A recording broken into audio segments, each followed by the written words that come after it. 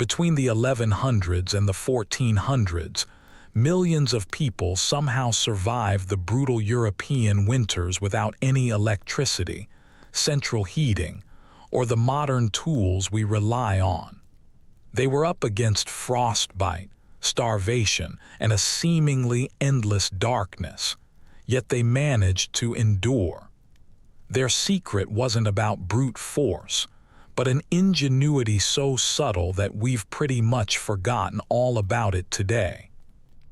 This is the story of what medieval survival actually looked like, and why it might just save your life when our modern systems eventually fail.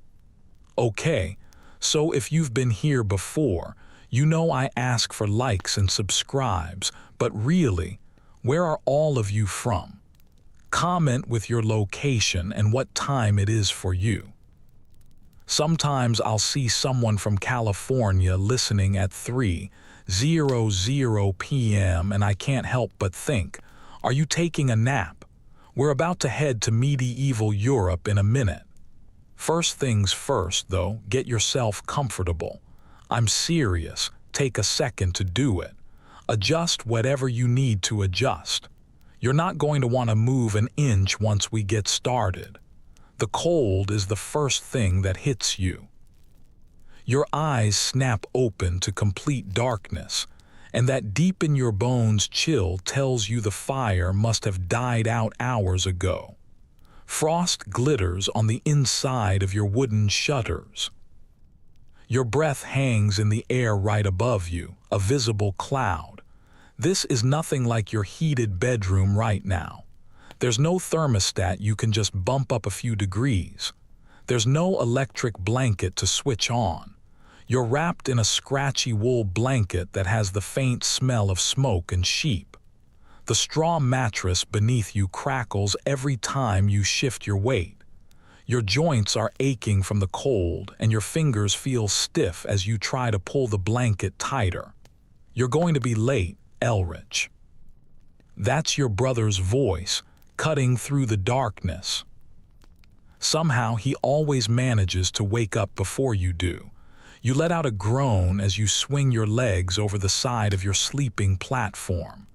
The wooden floor feels like a sheet of ice against your bare feet.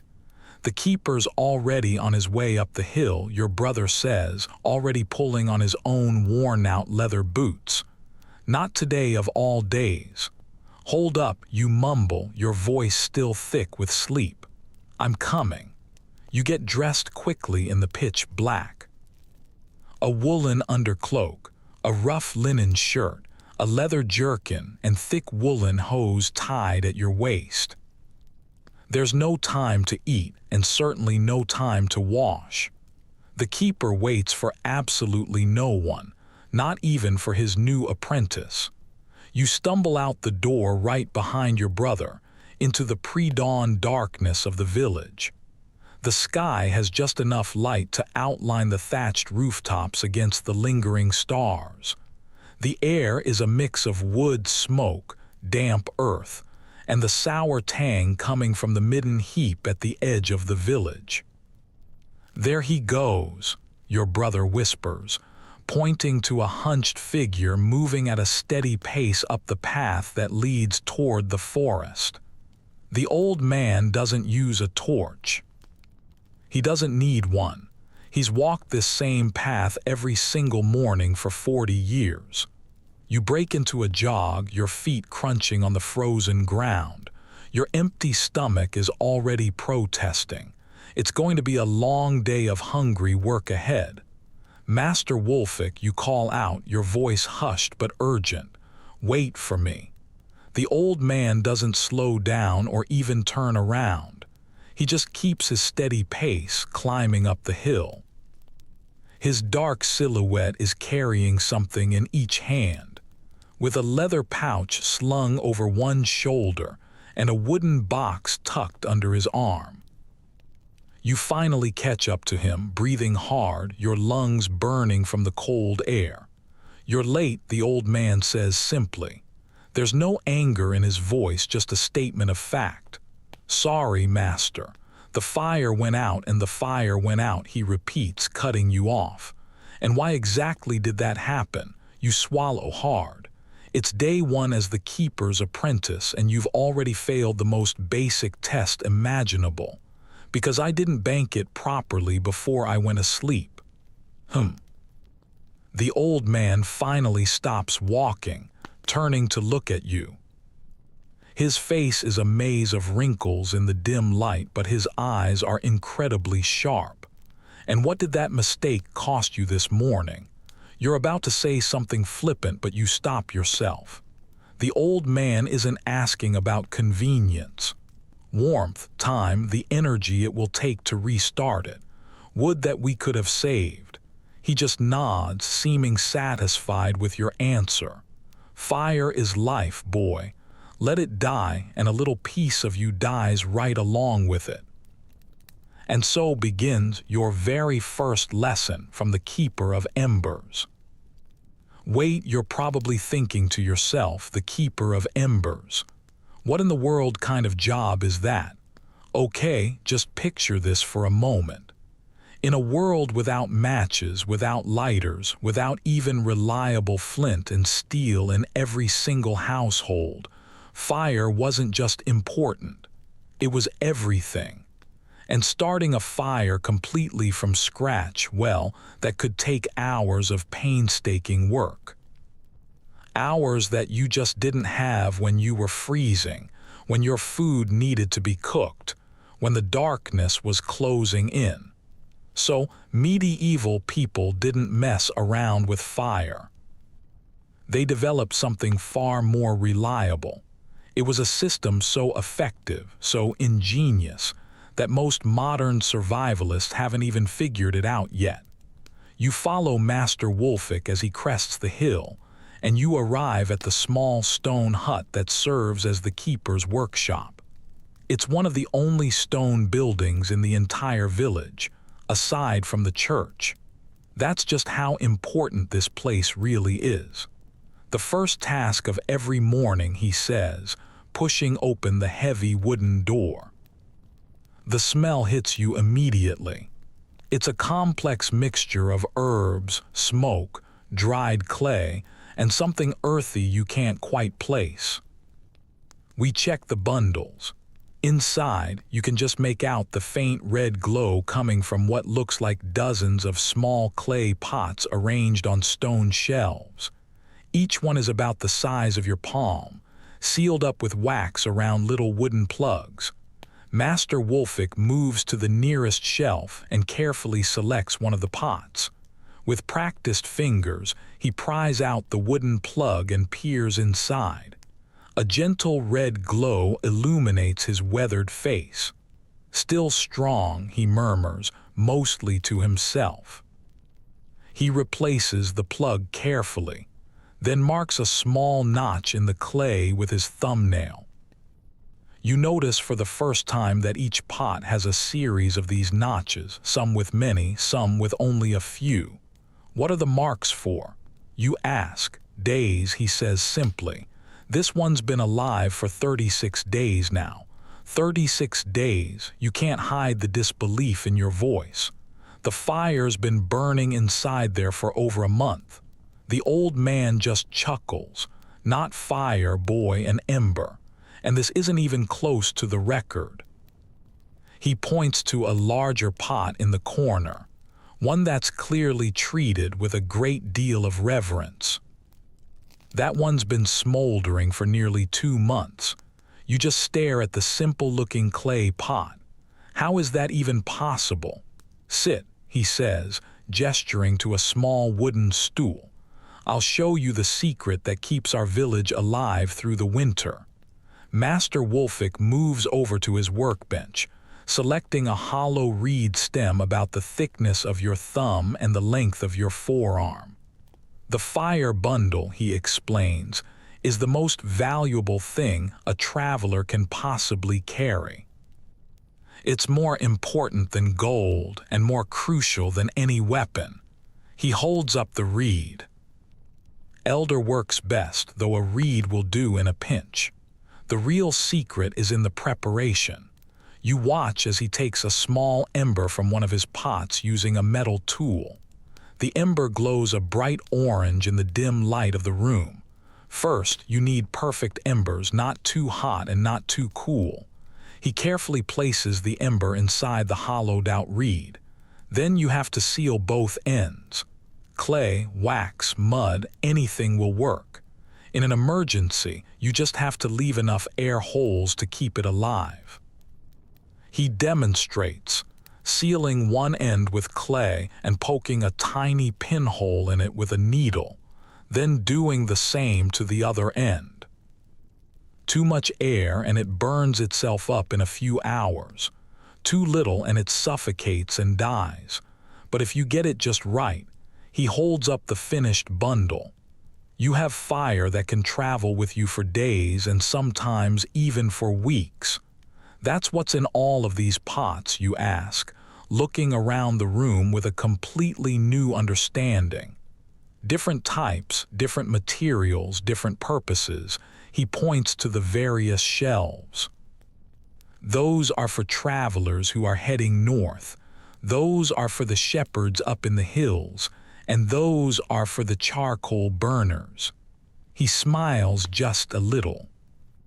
Everyone needs fire, but not everyone can keep it alive. That's our job. But why not just use flint and steel, you ask?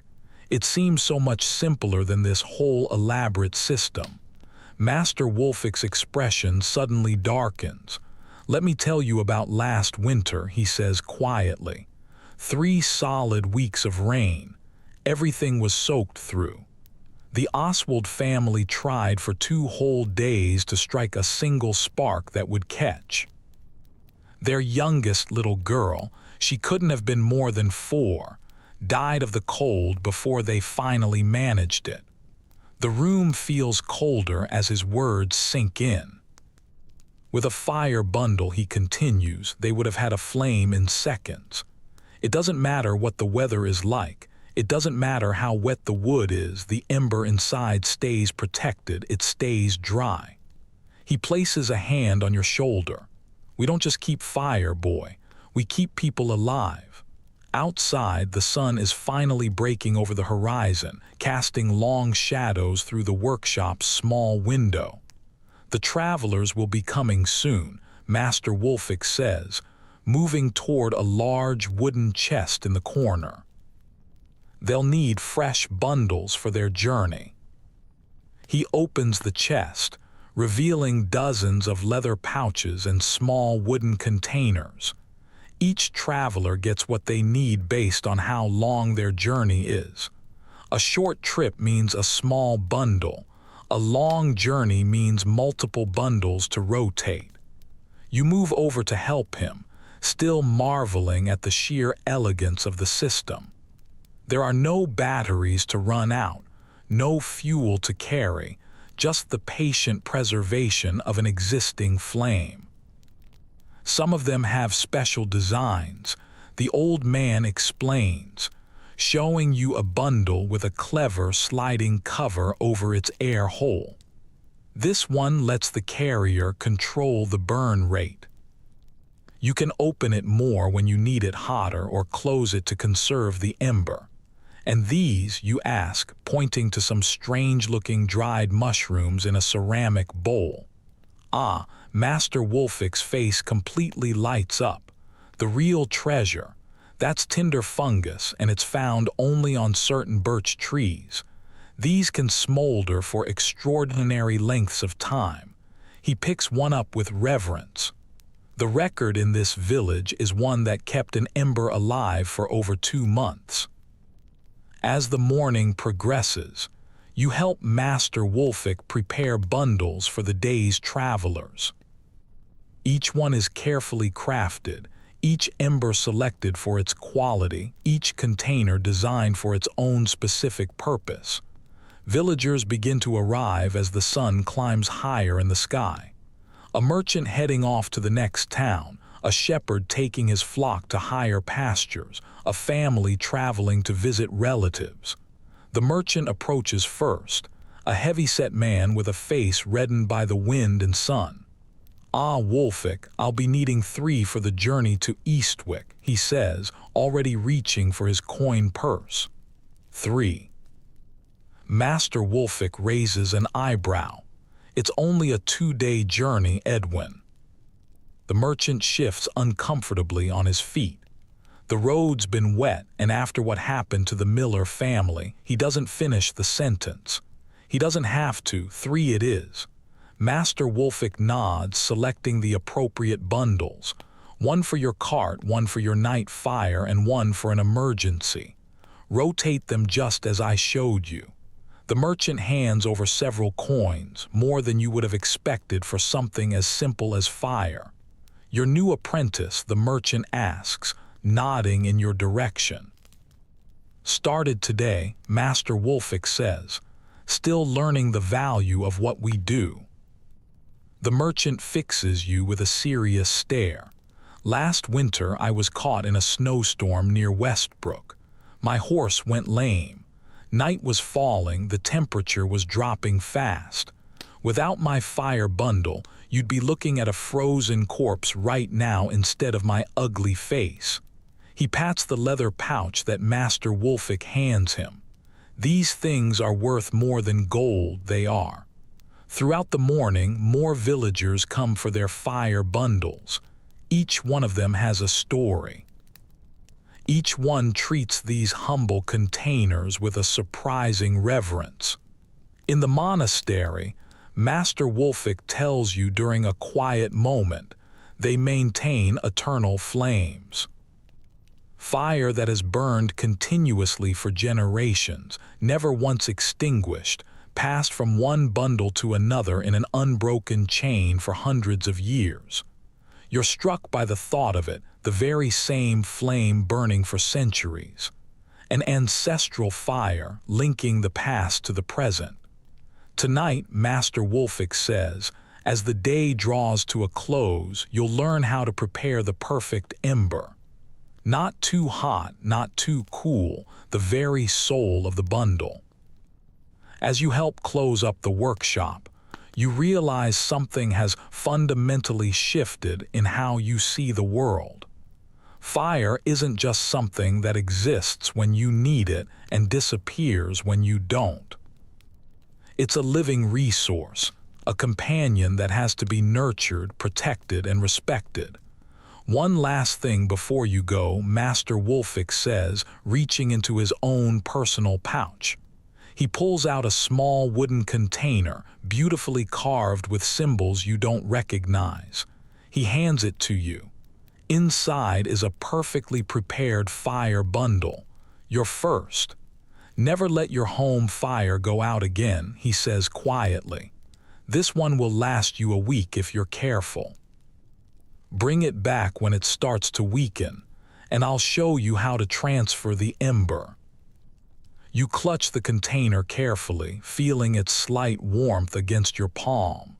Inside this humble reed is something incredibly precious. It's not just heat or light, but security, survival, life itself.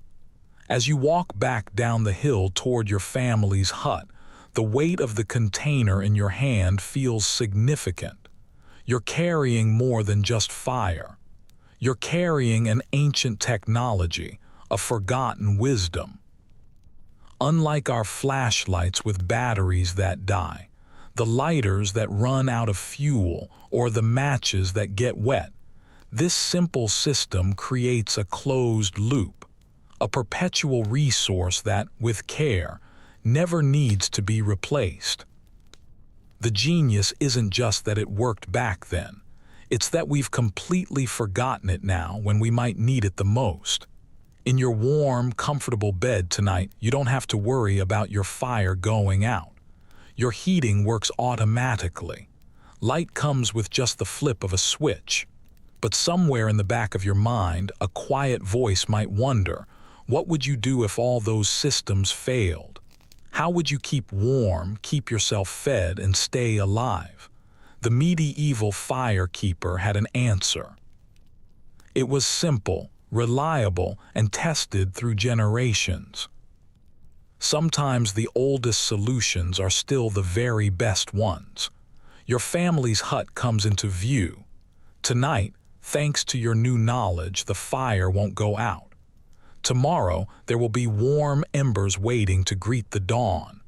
And as the weeks pass, you'll learn that there are more forgotten systems, equally ingenious, equally forgotten, that kept medieval people alive through challenges we can barely even imagine.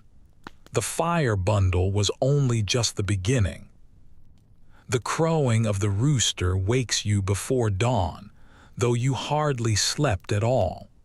Your mind just kept circling back to what Master Wolfik had shown you. The elegant simplicity of the fire bundles, the reverence with which the villagers treated them. You check on your own bundle, the one the old man gave you, and it's still warm to the touch. Following his instructions, you'd kept it in a small clay pot near your sleeping mat, wrapped in wool to help insulate it. Your brother watches, curious, as you carefully extract the ember and use it to kindle the morning fire. "No flint and steel today?" he asks, one eyebrow raised. "Don't need it," you reply, feeling a wave of unexpected pride as the kindling catches easily from your preserved ember. Within moments, flames are dancing in the hearth. No struggling with damp wood or failed sparks, just reliable fire exactly when you need it. "The hedge weavers are coming today," your brother says, warming his hands by the newborn flames. "Father says we're supposed to help." Your stomach tightens a little bit. The hedge weavers. Everyone in the village knows how important they are, but their work is mysterious, kind of secretive. "What about my training with Master Wolfik?" you ask. "He's the one who requested you join them. He said something about you needing to understand all of the village systems." After a quick breakfast of hard bread and some thin ale, you make your way to the edge of the village. The morning mist still clings to the fields, but you can see a group of men and women gathering by the northern boundary.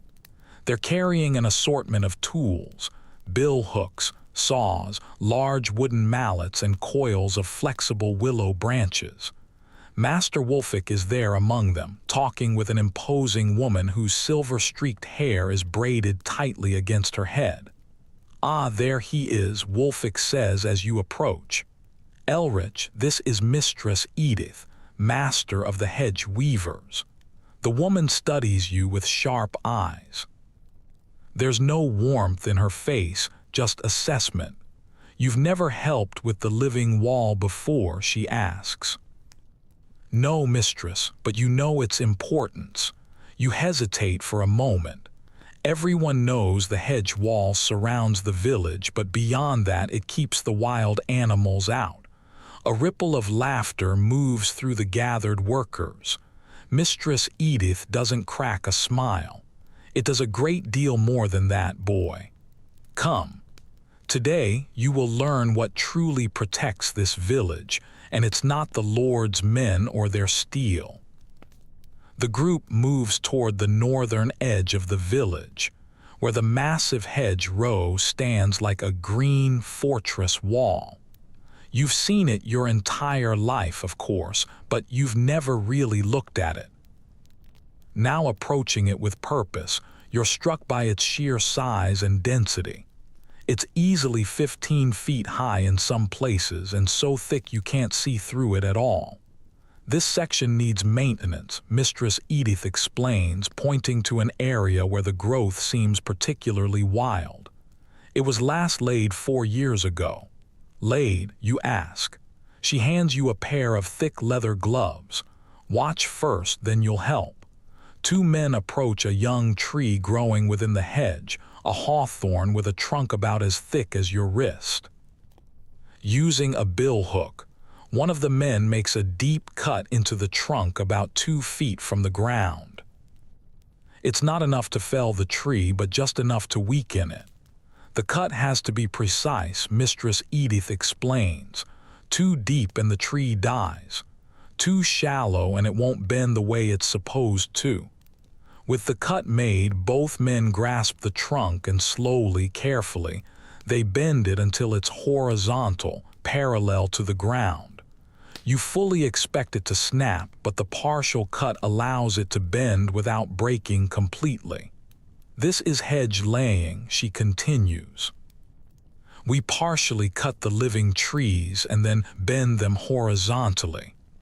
As they heal, they'll grow both upward and outward, creating a living wall that can't be easily cut down or burned. You watch in fascination as the men secure the bent tree using wooden stakes. The hawthorn now forms a living barrier about waist high. Your turn, Mistress Edith says, pointing to another young tree. Under her watchful eye, you make your cut. It's too shallow at first, and she has you deepen it slightly. The sensation of bending the living tree is strange. There's a resistance, a tension that feels like the tree is fighting back until, suddenly, it just gives way and lays horizontal. Good, she nods. Now you understand the basic technique. But this is just the beginning of what the living wall does for us. Throughout the morning, you work alongside the hedge weavers. It's much harder labor than you expected, and your hands are blistering despite the gloves. But slowly, you begin to see the genius of the system. Notice what we plant where, Mistress Edith says during a brief rest. She points to different sections of the hedge. Hawthorn and blackthorn provide the structure, with their thorns creating an impenetrable barrier. She's right. The thorns on these trees are vicious. Some of them are nearly 2 inches long and as sharp as needles. But look closer. What else do you see woven in among them? You peer into the dense growth and begin to notice what you'd overlooked before. There are apple and pear trees, carefully grafted and woven right into the structure. Wild plums, hazelnuts, and berries of all kinds. The hedge feeds us, you realize aloud. Mistress Edith nods. A well-maintained hedge provides fruit from the spring all the way through the autumn. During the famine 3 years ago, these berries kept children from starving. One of the older workers, a man with a heavily lined face, chimes in. My grandfather said that in the great hunger of his youth, half the village survived on hedge fruit when all the crops failed. And look here, Mistress Edith guides you to another section. Elder, willow, yarrow, comfrey, all of them with medicinal properties. So it's a living pharmacy too, you say, really beginning to understand. Indeed, the very same barrier that keeps wolves and raiders out also provides us with medicine, food, and materials. As the day progresses, you learn how different sections of the hedge serve different purposes. Near the livestock pens, the hedge is particularly dense to prevent predators from reaching the animals. Near the village's main path, there's a carefully disguised opening, a hedge port as they call it, that can be quickly sealed in times of danger. Only the villagers know about this entrance, Mistress Edith explains. If raiders come, they'll waste their time searching for a way through while we seal this passage up tight. You help as they demonstrate how bundles of blackthorn can be quickly positioned to close the gap, creating a barrier so thorny that no one would dare try to push through it. The lords in their stone keeps, they think walls must be dead to be strong. One of the older women says with a snort, "Dead stone, dead wood." Our wall grows stronger every single year instead of weaker. Some of these hedges are older than the villages they protect. Another one adds, There's a section on the east side that has stood for over 200 years. It outlived the original village entirely. During the midday meal of bread, cheese, and apples harvested directly from the hedge, Mistress Edith explains the yearly cycle of hedge maintenance. "We always work in the winter when the sap is down," she says. "If you cut and weave at the wrong time of year, you'll kill the living wall." Each section gets maintained every 4 to 6 years, depending on how fast it's growing. How long does it take to establish a new section, you ask? 7 years before it's truly formidable. But even a 3-year-old hedge will discourage casual trespassers. After eating, the work continues. You notice how birds are flitting in and out of the hedge constantly. Finches, thrushes, small wrens, and larger fieldfares. The birds are just as important as the thorns, Mistress Edith tells you, following your gaze. They nest in the safety of the hedge, and then they feed on the insects that would otherwise destroy our crops. You've never really thought about it before, but it makes perfect sense. The fields closest to the hedge always seem to have fewer problems with pests. And look there, she points to a narrow trail along the bottom of the hedge. Fox runs. The hedge provides corridors for wildlife to move between the woodlands, but wouldn't we want to keep foxes away from the village? She smiles for the very first time. You'd think so, but the foxes hunt the rats and mice that would otherwise overrun our grain stores. Everything has its place, its purpose. As the afternoon wears on, you help collect the cuttings from the hedge maintenance. Absolutely nothing goes to waste. The straight branches are set aside for tool handles. Flexible willow and bramble are coiled up for basket weaving. Even the smallest twigs are gathered up for kindling. In the spring, Mistress Edith explains, we'll harvest specific plants for dyes, walnuts for brown, elderberries for purple, woad for blue. The more you learn, the more you realize that this simple hedge is actually an intricate multi-purpose system. It's defense, food, medicine, tools, pest control, and wildlife corridors, all from a living structure that strengthens itself rather than degrading over time. As the sun begins to set, Mistress Edith leads you to a section of the hedge you haven't worked on yet. "This is the oldest part of our wall," she says with reverence in her voice.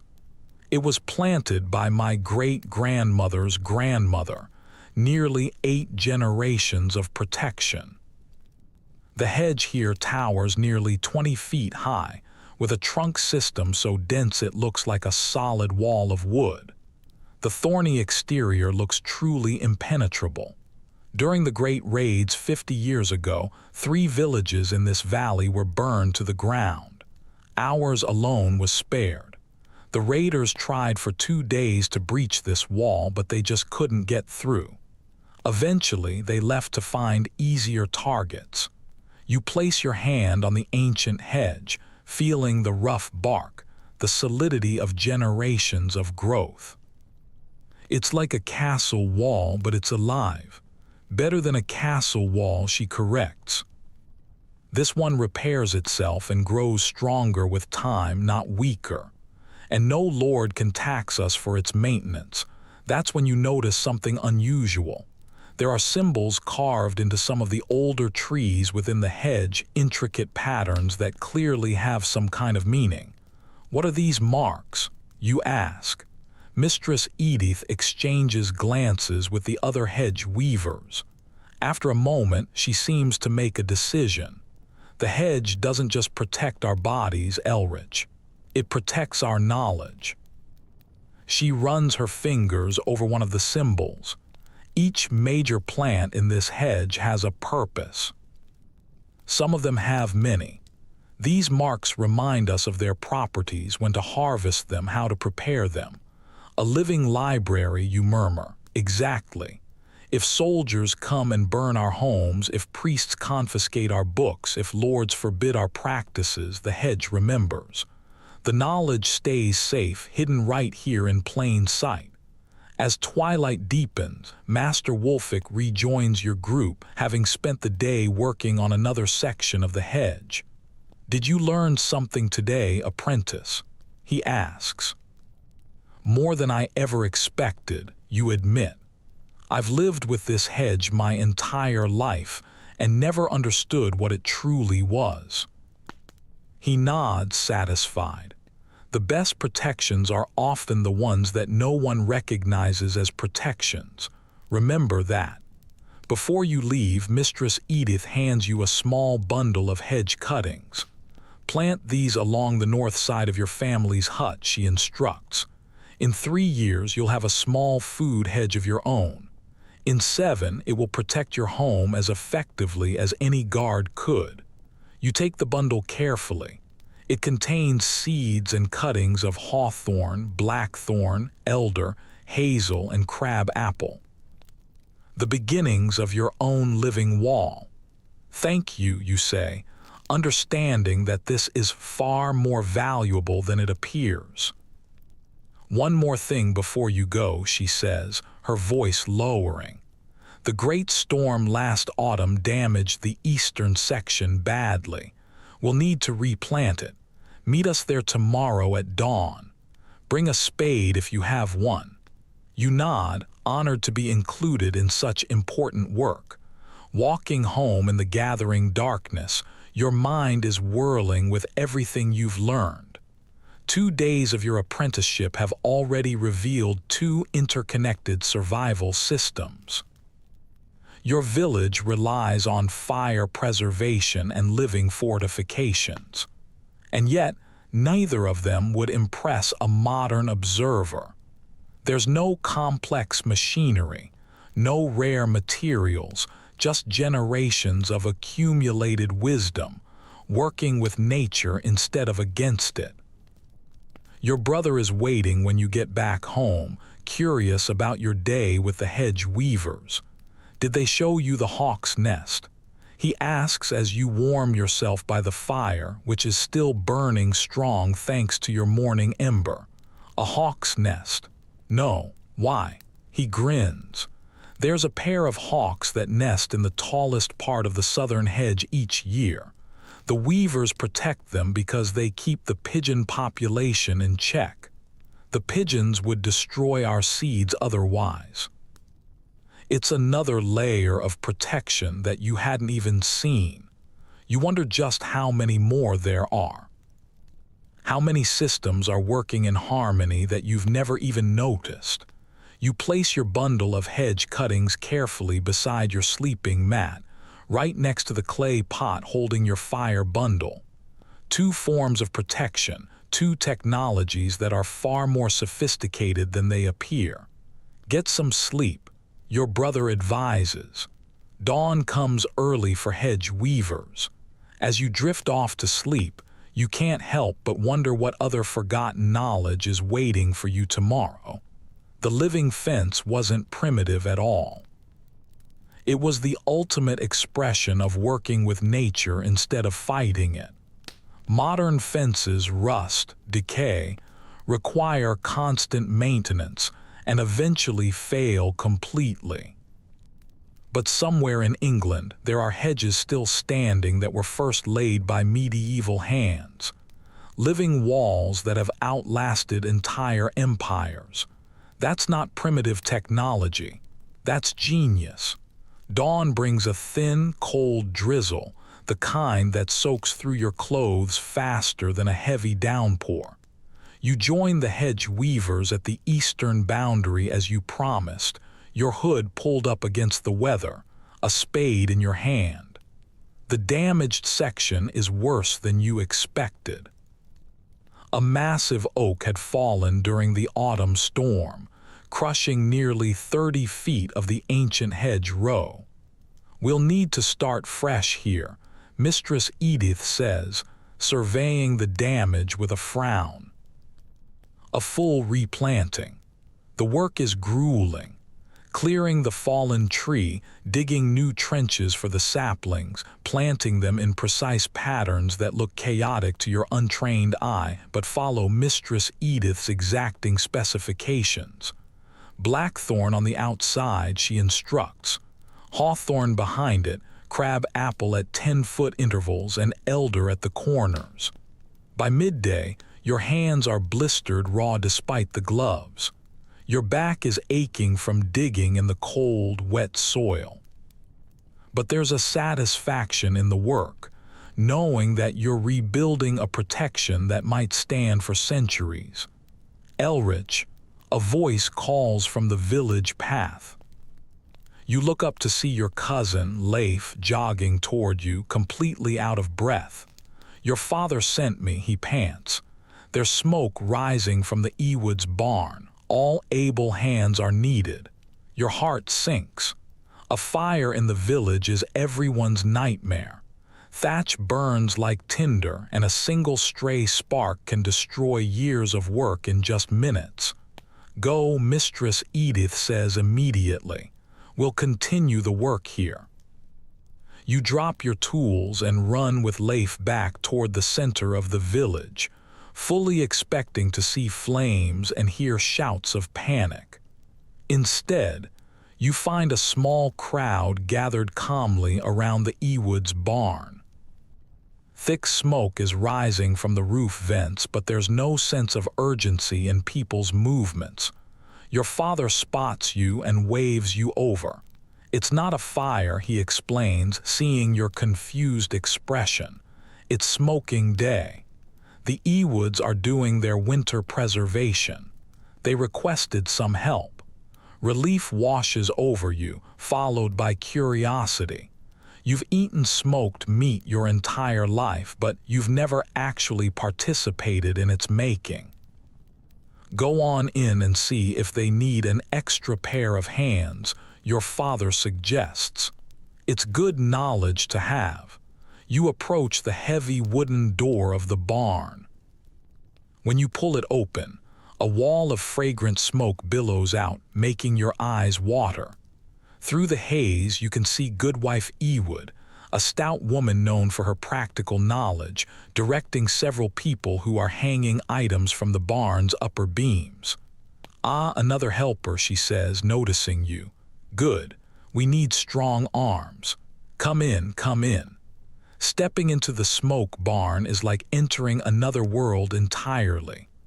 The light filters through the haze in strange patterns, creating an otherworldly kind of glow. Your eyes sting at first, but you quickly adjust. What surprises you the most is what's actually being smoked. You expected to see meat, hams, bacon, maybe some fish, and yes, those are here hanging from the highest beams, but there's so much more. Take these up to the middle racks, Goodwife Ewood instructs, handing you several large cloth sacks. Not too high, mind you, that's for the meat only.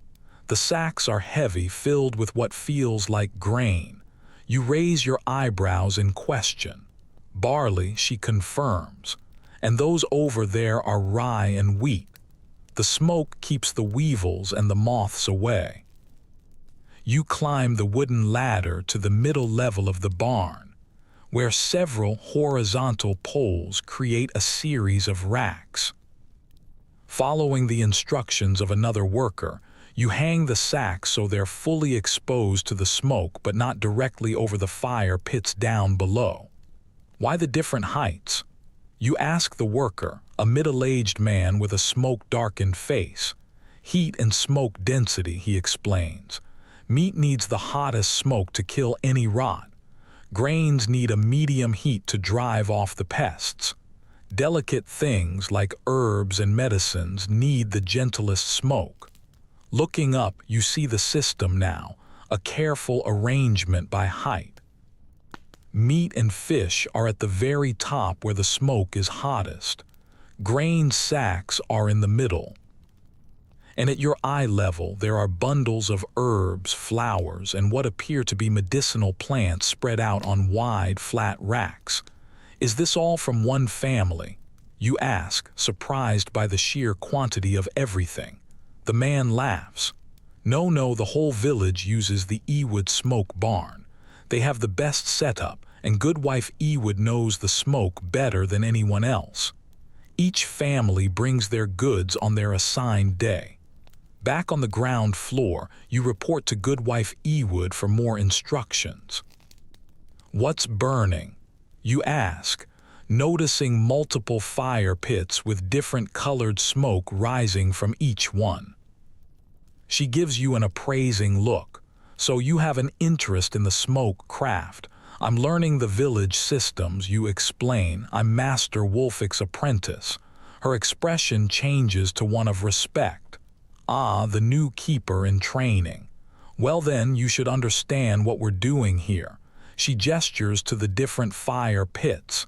Each type of wood creates a different smoke with different properties. She points to the pit with the whitest smoke. Applewood there.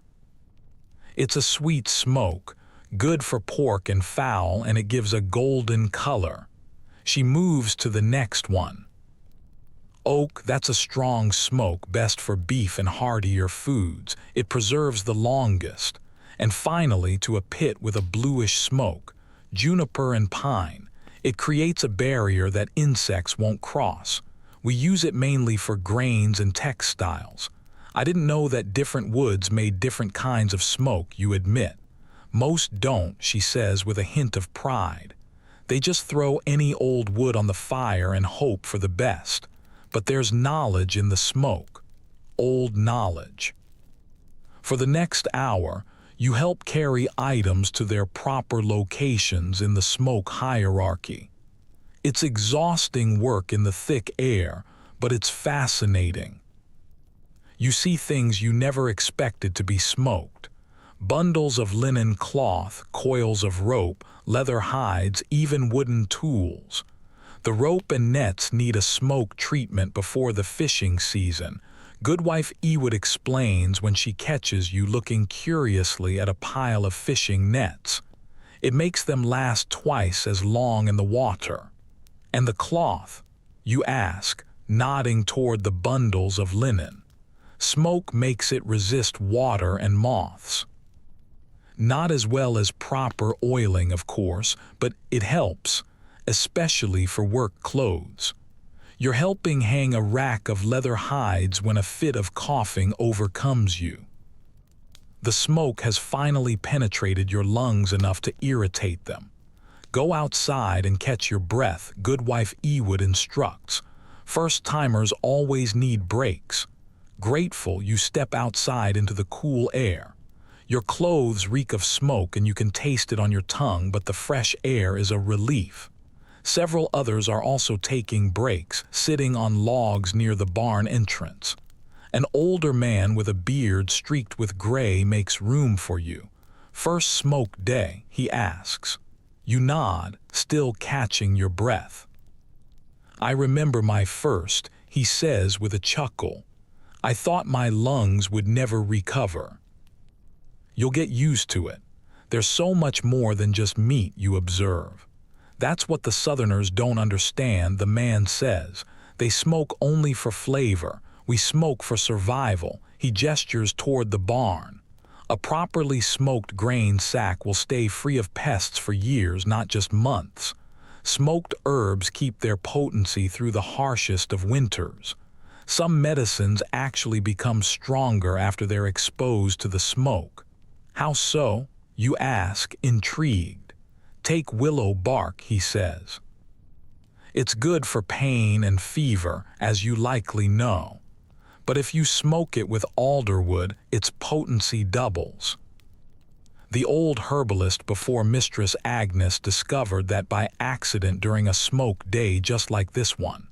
Your break ends too quickly, and you return to the smoke-filled barn. This time, Goodwife Ewood leads you to a small side room off the main smoking area. Here, the air is clearer, though it's still pungent with smoke.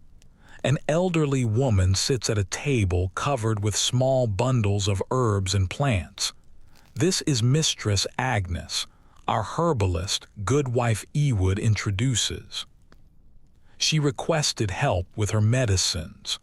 The old woman barely glances up from her work, carefully wrapping herbs in linen before tying them with string. "You're Wulfic's new boy," she says. "It's not a question." "Yes, mistress." "Good. Sit. I'll show you something that few people understand." You obey, taking a seat across from her at the small table. Her fingers move with a surprising dexterity for her age, sorting and bundling various dried plants that you can't identify. Different herbs need different kinds of smoke, she explains without any preamble. Some need the pine smoke to enhance their properties. Others need applewood to maintain their gentleness. Others still need oak for longevity. She holds up a bundle of dark leaves. This is fever moss. It's useful for reducing heat in the body, but when it's fresh, it's too strong. It can cause visions, confusion. She sets the bundle in a small basket, separate from the others. This one will go to the gentlest smoke, just enough to mellow its effects without reducing its healing power. For the next hour, you help Mistress Agnes prepare her medicinal herbs for smoking. Each one has its own specific needs, its particular placement within the smoke hierarchy. It's precise, almost ritualistic work. The monks claim all healing comes from prayer, she says after a long silence.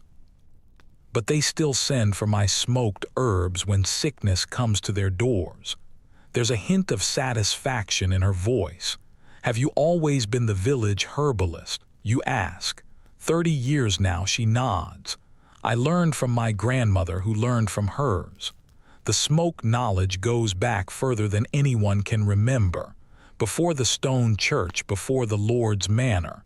She hands you a small cloth pouch filled with a pungent mixture. Smoke preservation isn't just for winter stores, boy. It's for knowledge itself. When the big abbey tried to burn our healing books during the last king's reign, we still had our smoked herbs. Our knowledge was kept alive in practice, not just in words. You're struck by the similarity to what Mistress Edith had said about the hedge. It's another form of preservation that protected knowledge just as much as it protected physical resources. By late afternoon, the smoking is at its peak. The barn glows with an almost magical light as sunbeams pierce through the thick haze. The 3 fire pits are carefully tended, with different woods added in precise amounts to maintain the correct smoke quality. Goodwife Ewood leads you to a corner where several clay containers sit sealed with wax. The most valuable part, she says, tapping one of the containers. Smoke ash. We collect it from each type of wood separately. The ash from applewood makes the best soap for delicate things. Oak ash makes lye for the strongest soap.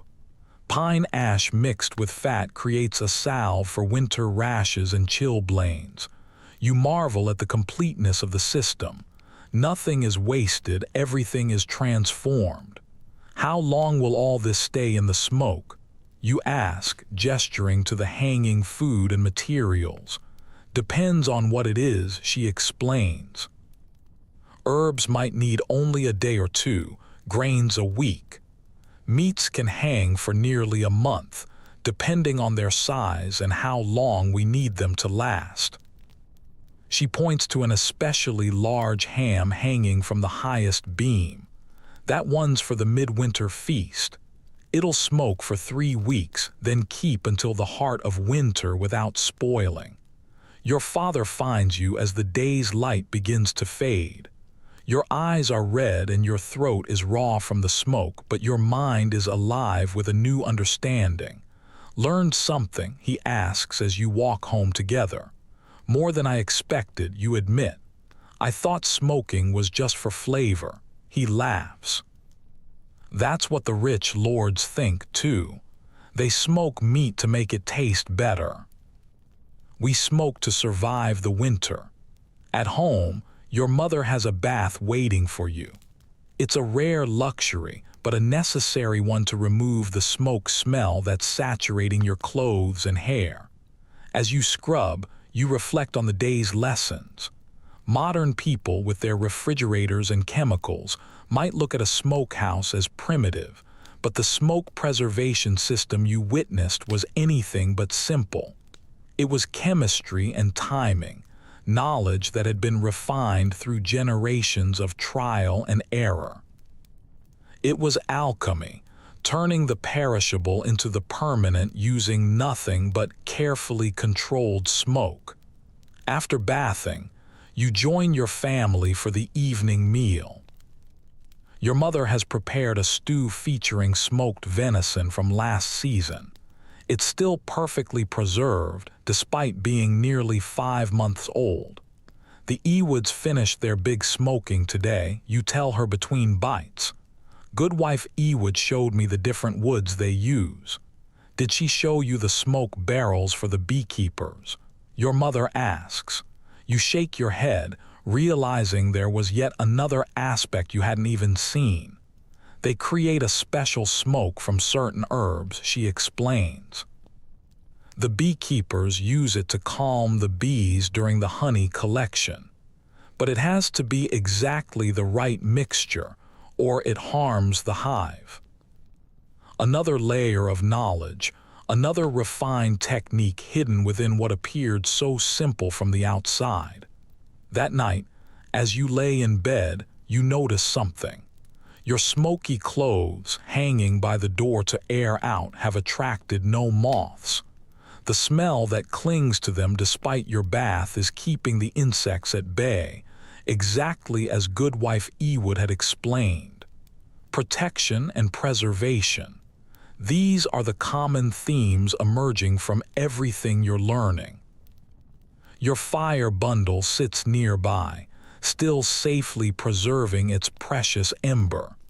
Tomorrow, you'll need to return it to Master Wolfic to have it refreshed, just as he instructed. You wonder what new knowledge the old man will share with you next.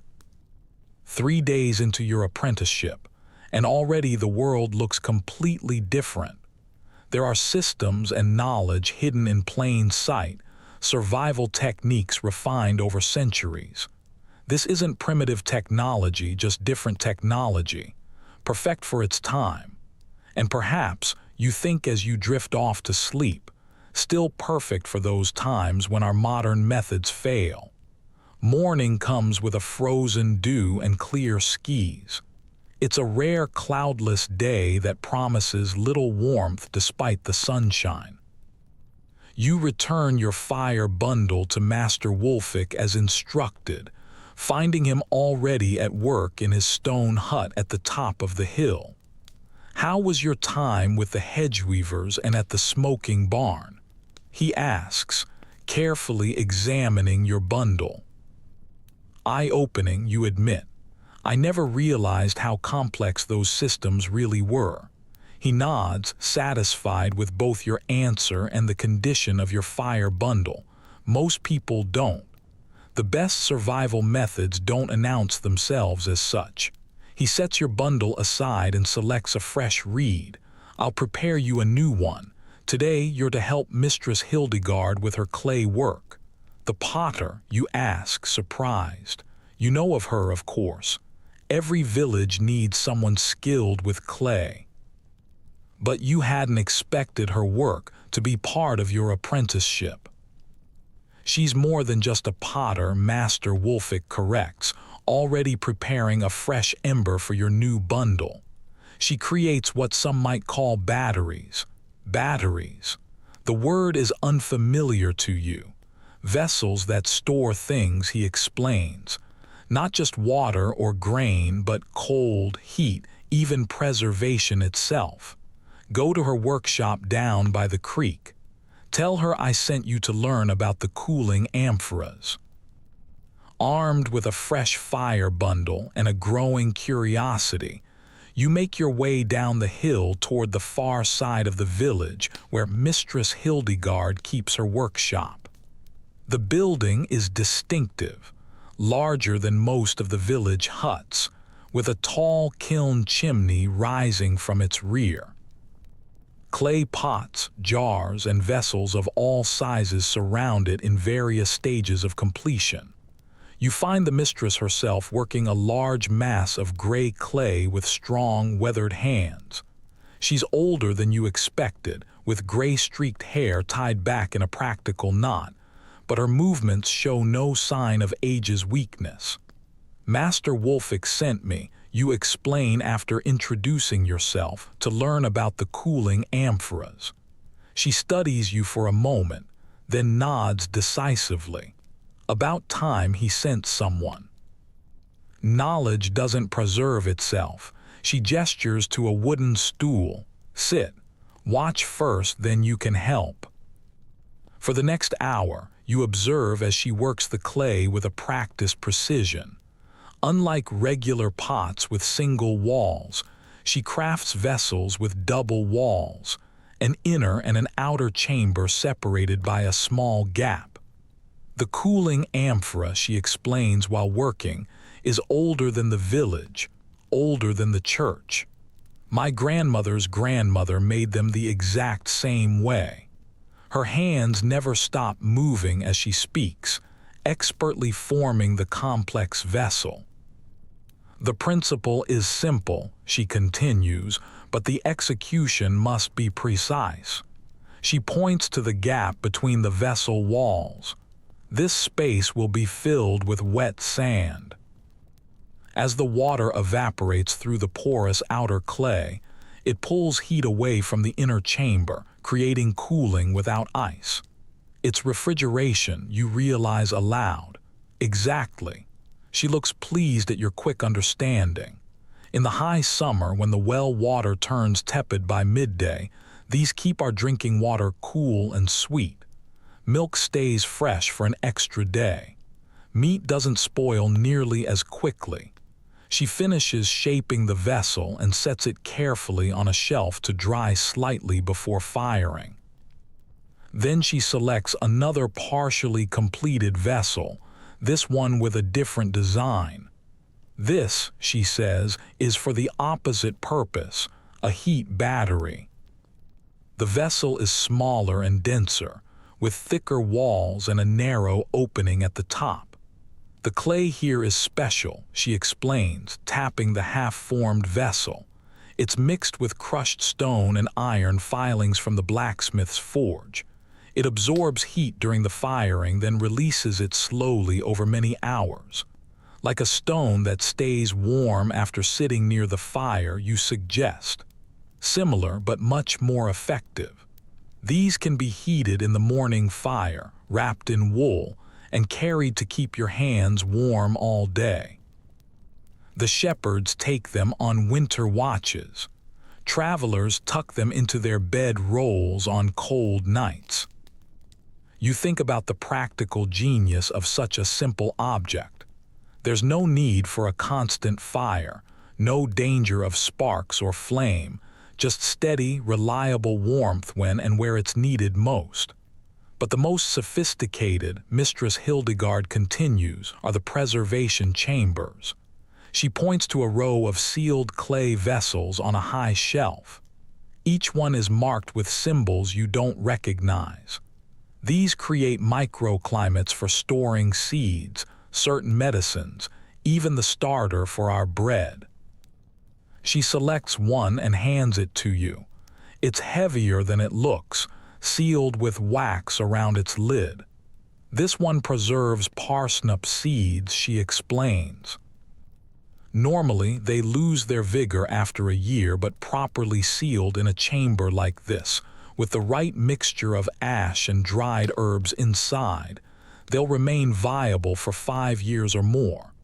You turn the vessel over in your hands, nodding the careful craftsmanship. How is this different from just a sealed jar? Everything is in the details, she says, taking it back from you. The porosity of the clay. It must breathe just enough, but not too much. The mixture inside creates the perfect environment for those specific seeds.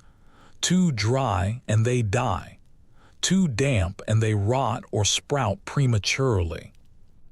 She replaces the vessel on its shelf and gestures for you to follow her outside. Behind her workshop stands a structure you hadn't noticed before, a small, partially underground room built right into the hillside. The thick door bears the same symbols you saw on the preservation vessels.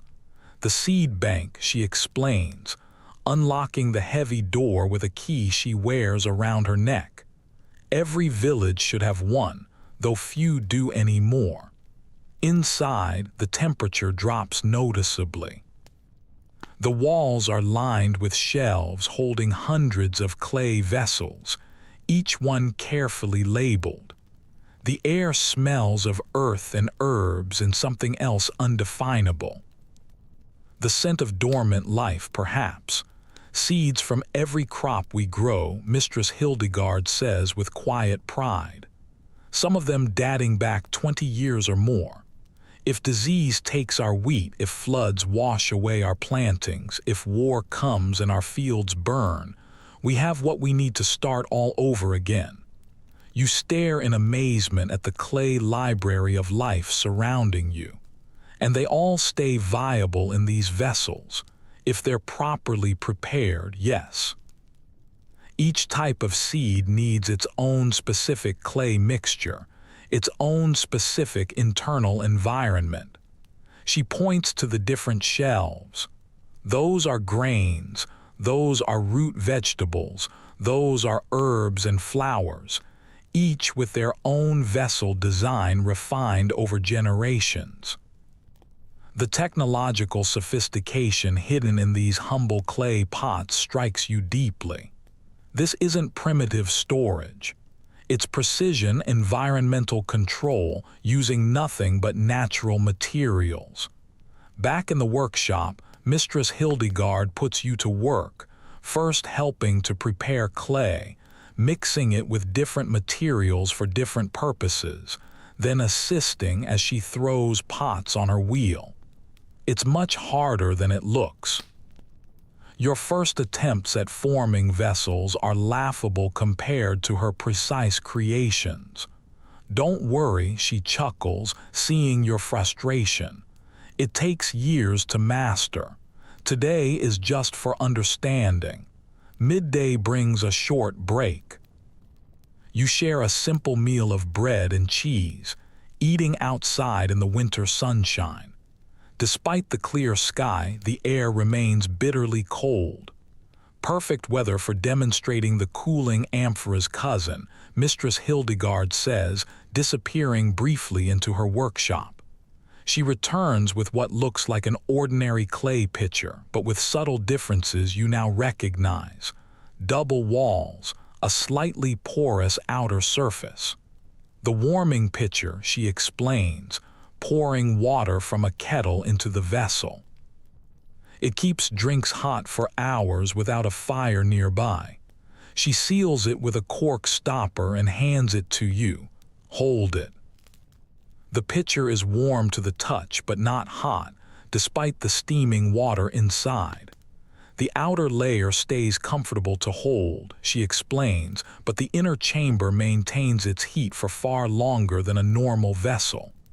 By tonight, that water will still be warm enough for washing. How many different vessels do you make?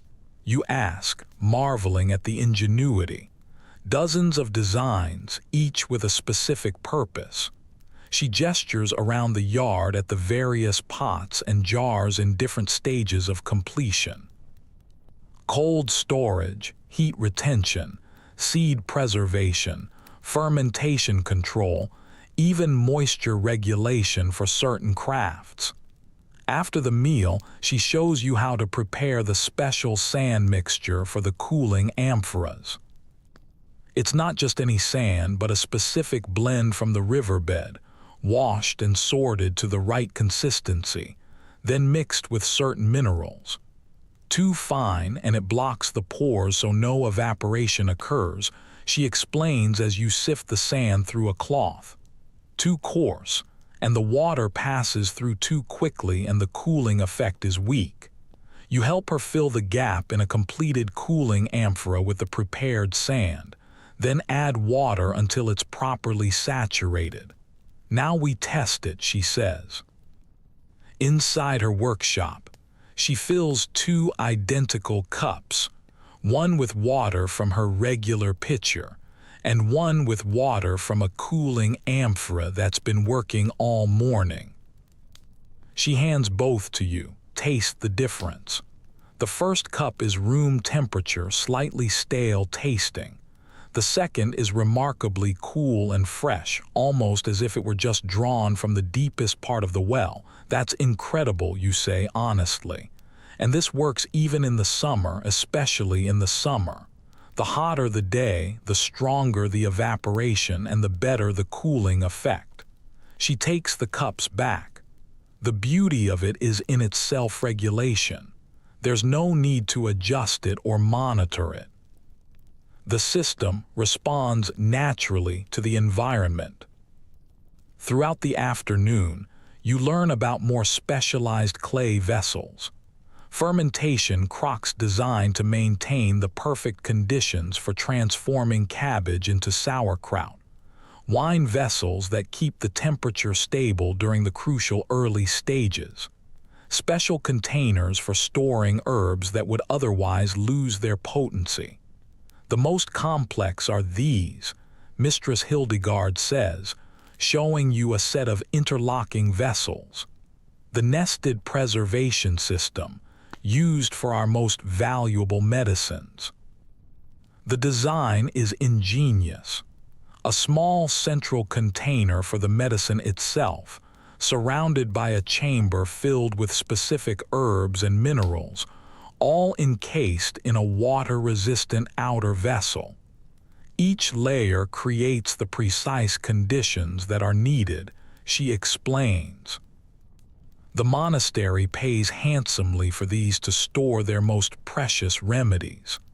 As the light begins to fade, Mistress Hildegard shows you to a corner of her workshop where a large clay disc, nearly the size of a millstone, sits near the kiln. The night warmer, she says, instructing you to help her move it closer to the kiln's outer wall. We'll heat it now while the kiln is still burning hot from today's firing. Tonight, it will radiate warmth for hours after the fire has died. Together, you position the massive clay disc where it can absorb the heat from the kiln. You notice it's a special formulation, darker and denser than her other clay works. Special clay mixed with ironstone, she explains, seeing your curiosity. It holds heat longer than any other material I've found. The sun has nearly set by the time you finish helping around the workshop. Mistress Hildegard hands you a small clay vessel, similar to the heat batteries she showed you earlier, but sized to fit in a pocket. For your walk home, she says, I heated it in the kiln. It should stay warm for at least 2 hours. You thank her and tuck the warm vessel into your pocket. The heat radiates through your clothing, a surprising comfort against the biting evening cold. Come back in 3 days, she instructs. We'll be firing the cooling amphoras, and I could use an extra pair of hands. Walking home in the gathering darkness, you marvel at how something as simple as clay could be transformed into such sophisticated technology. Your pocket warmer still radiates heat against your side, a constant comfort in the freezing evening. At home, you find your family huddled near the hearth. Winter nights are always difficult. The fire can't warm the entire hut, and the sleeping areas further from the hearth can be bitterly cold. What's that? Your brother asks as you pull the pocket warmer from your clothing. A heat battery, you explain, handing it to him. His eyes widen at the warmth radiating from the small clay vessel. From the potter, he asks, "Mistress Hildegard, you correct, and she's far more than just a potter. Your father examines the heat battery with interest. I've seen travelers with these, but I never knew how they were made." "They're just one type," you explain, finding yourself eager to share what you've learned. She makes cooling vessels, too, double-walled with wet sand in between and preservation chambers for seeds and medicines. As you describe the various clay technologies, you realize how many of them you've seen around the village without ever recognizing their significance. The water pitcher that keeps the millers drinking water cool even on harvest days. The vessels the herbalist uses for her most valuable medicines. The warming stones the baker tucks into bread deliveries on cold mornings. Hidden technology, hiding in plain sight. That night, you place your pocket warmer at the foot of your sleeping mat before getting under the blankets. The gentle heat warms your perpetually cold feet, a small luxury you've never experienced before. Such a simple thing, yet so incredibly effective. As you drift toward sleep, your mind returns to Mistress Hildegard's seed bank. Those humble clay vessels preserving life through the winter, through drought, through disaster, ensuring survival not just for one season, but for generations to come. Modern storage depends on plastic, on refrigeration, on technology that inevitably fails. But these clay technologies, they could work forever, created from the earth itself. Not primitive at all, just perfectly adapted for their purpose. Morning arrives with the soft patter of rain against the thatch. The gentle sound would normally lull you back to sleep, but today there's an urgency in the household. Your father's boots have sprung a leak, a disaster in the winter when dry feet can mean the difference between health and sickness. "They're my only good pair," he mutters, examining the cracked leather with a frown. Water from yesterday's work in the fields has seeped through, leaving the leather stiff and damaged. "I can't afford new ones before the spring." Your mother glances at you over her breakfast porridge. "Didn't you say Master Wolfick was teaching you the village systems? Perhaps he knows someone who could help." You think about the knowledge you've gained over the past few days. Fire keeping, hedge weaving, smoke preservation, clay crafting, but nothing specifically about leather repair.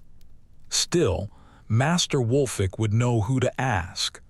The morning rain has settled into a steady drizzle by the time you reach Master Wolfick's hut on the hill.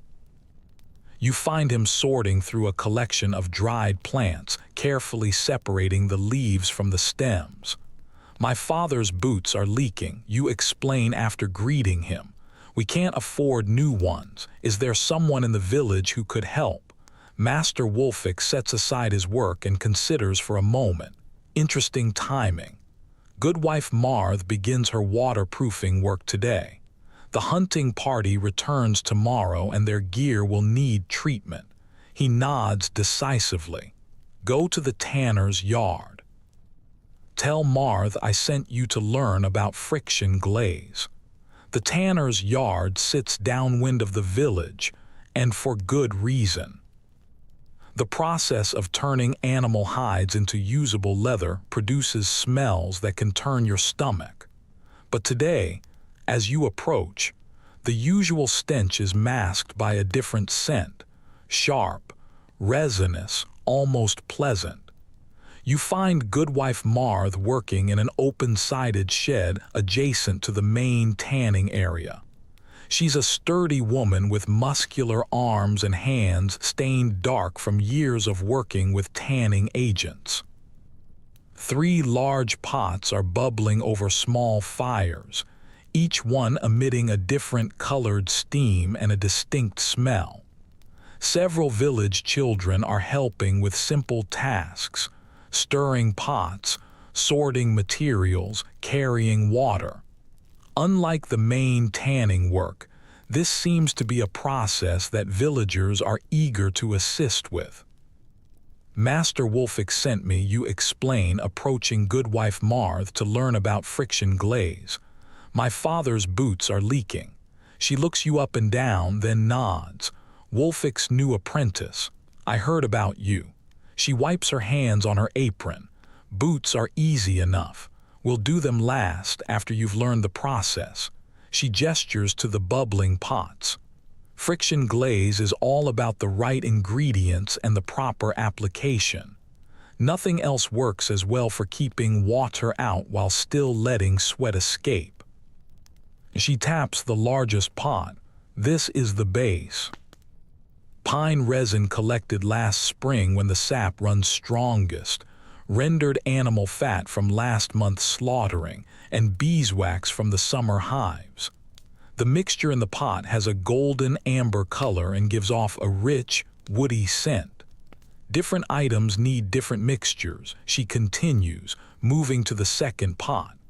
This one's for fishing nets and ropes. More resin, less wax, with crushed charcoal added to fight rot in the water. The second mixture is darker, almost black. The third pot contains a paler, more translucent substance. And this is for finer leathers and cloth, lighter, with more beeswax for flexibility. A village man approaches with a heavy woolen cloak draped over his arm. For the hunting trip tomorrow, he explains, handing it to Goodwife Marth. It needs a fresh treatment, perfect timing, she tells you. You can learn on Oswald's cloak. She turns to the man, come back before sundown. It should be ready by then. After he leaves, Goodwife Marth spreads the cloak out on a large wooden table. Though it's clean, the wool shows signs of wear, with thin spots at the shoulders and elbows. First, we check for any repairs that are needed, she explains, carefully examining the garment. Finding a small tear near the hem, she quickly stitches it with waxed thread.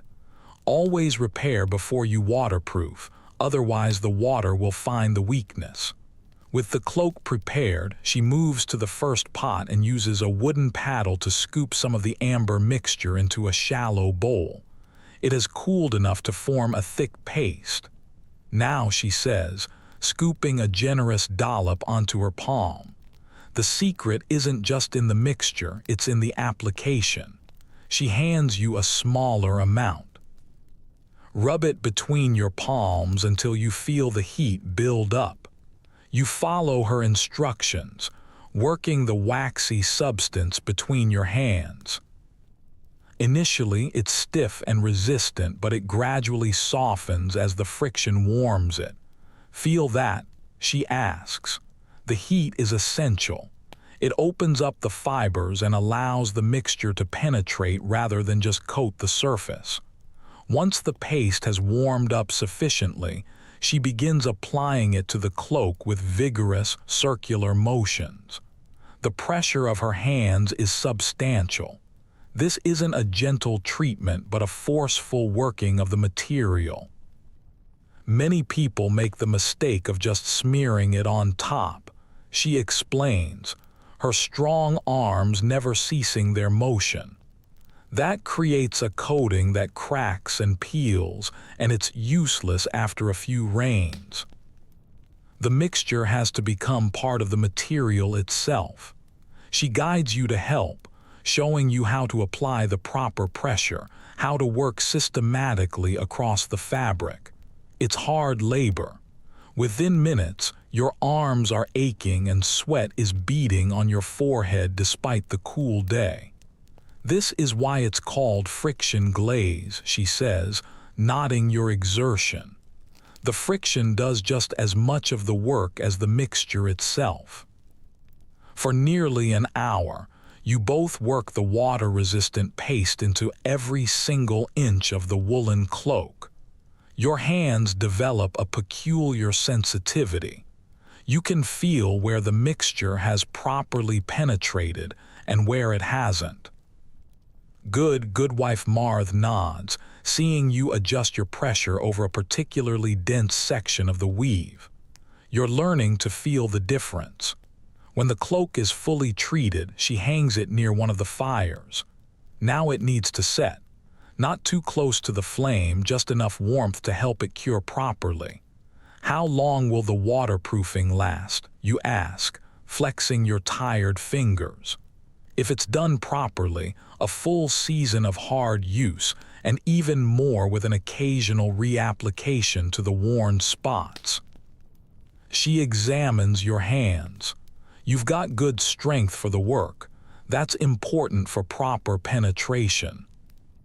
Throughout the day, villagers bring various items that need waterproofing. Leather bags, work gloves, wool socks, even wooden tool handles that would otherwise swell and crack from the moisture. Each item receives a specific treatment, different mixtures, and different application techniques. A fishing net is dipped in the dark mixture, then worked between strong hands until every fiber is impregnated.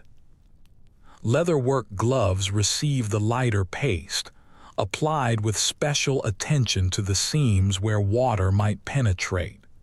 The hunters and shepherds rely on this protection. Goodwife Marthe explains as you help treat a shepherd's heavy cloak. They spend weeks exposed to the rain and snow. Without proper waterproofing, they'd suffer terribly. Wet clothes in the winter can kill you faster than a lack of food. You think about how different this is from modern rain gear. There's no plastic, no synthetic coatings, yet it's clearly effective based on the villagers' confidence in the treatment. What makes it better than just oiling leather? You ask as you work on a pair of gloves. Oil wears off quickly, it becomes rancid, and it attracts insects and mold. She shakes her head dismissively. And it doesn't work at all for wool or linen. The friction glaze forms a bond with the material, becoming a part of it rather than just sitting on top. She points to a cloak hanging to cure, and unlike oil, it lets the body's moisture escape. You won't get soaked from your own sweat being trapped inside. By midday, your arms feel like lead from the constant friction work, but you've developed a rhythm to the process.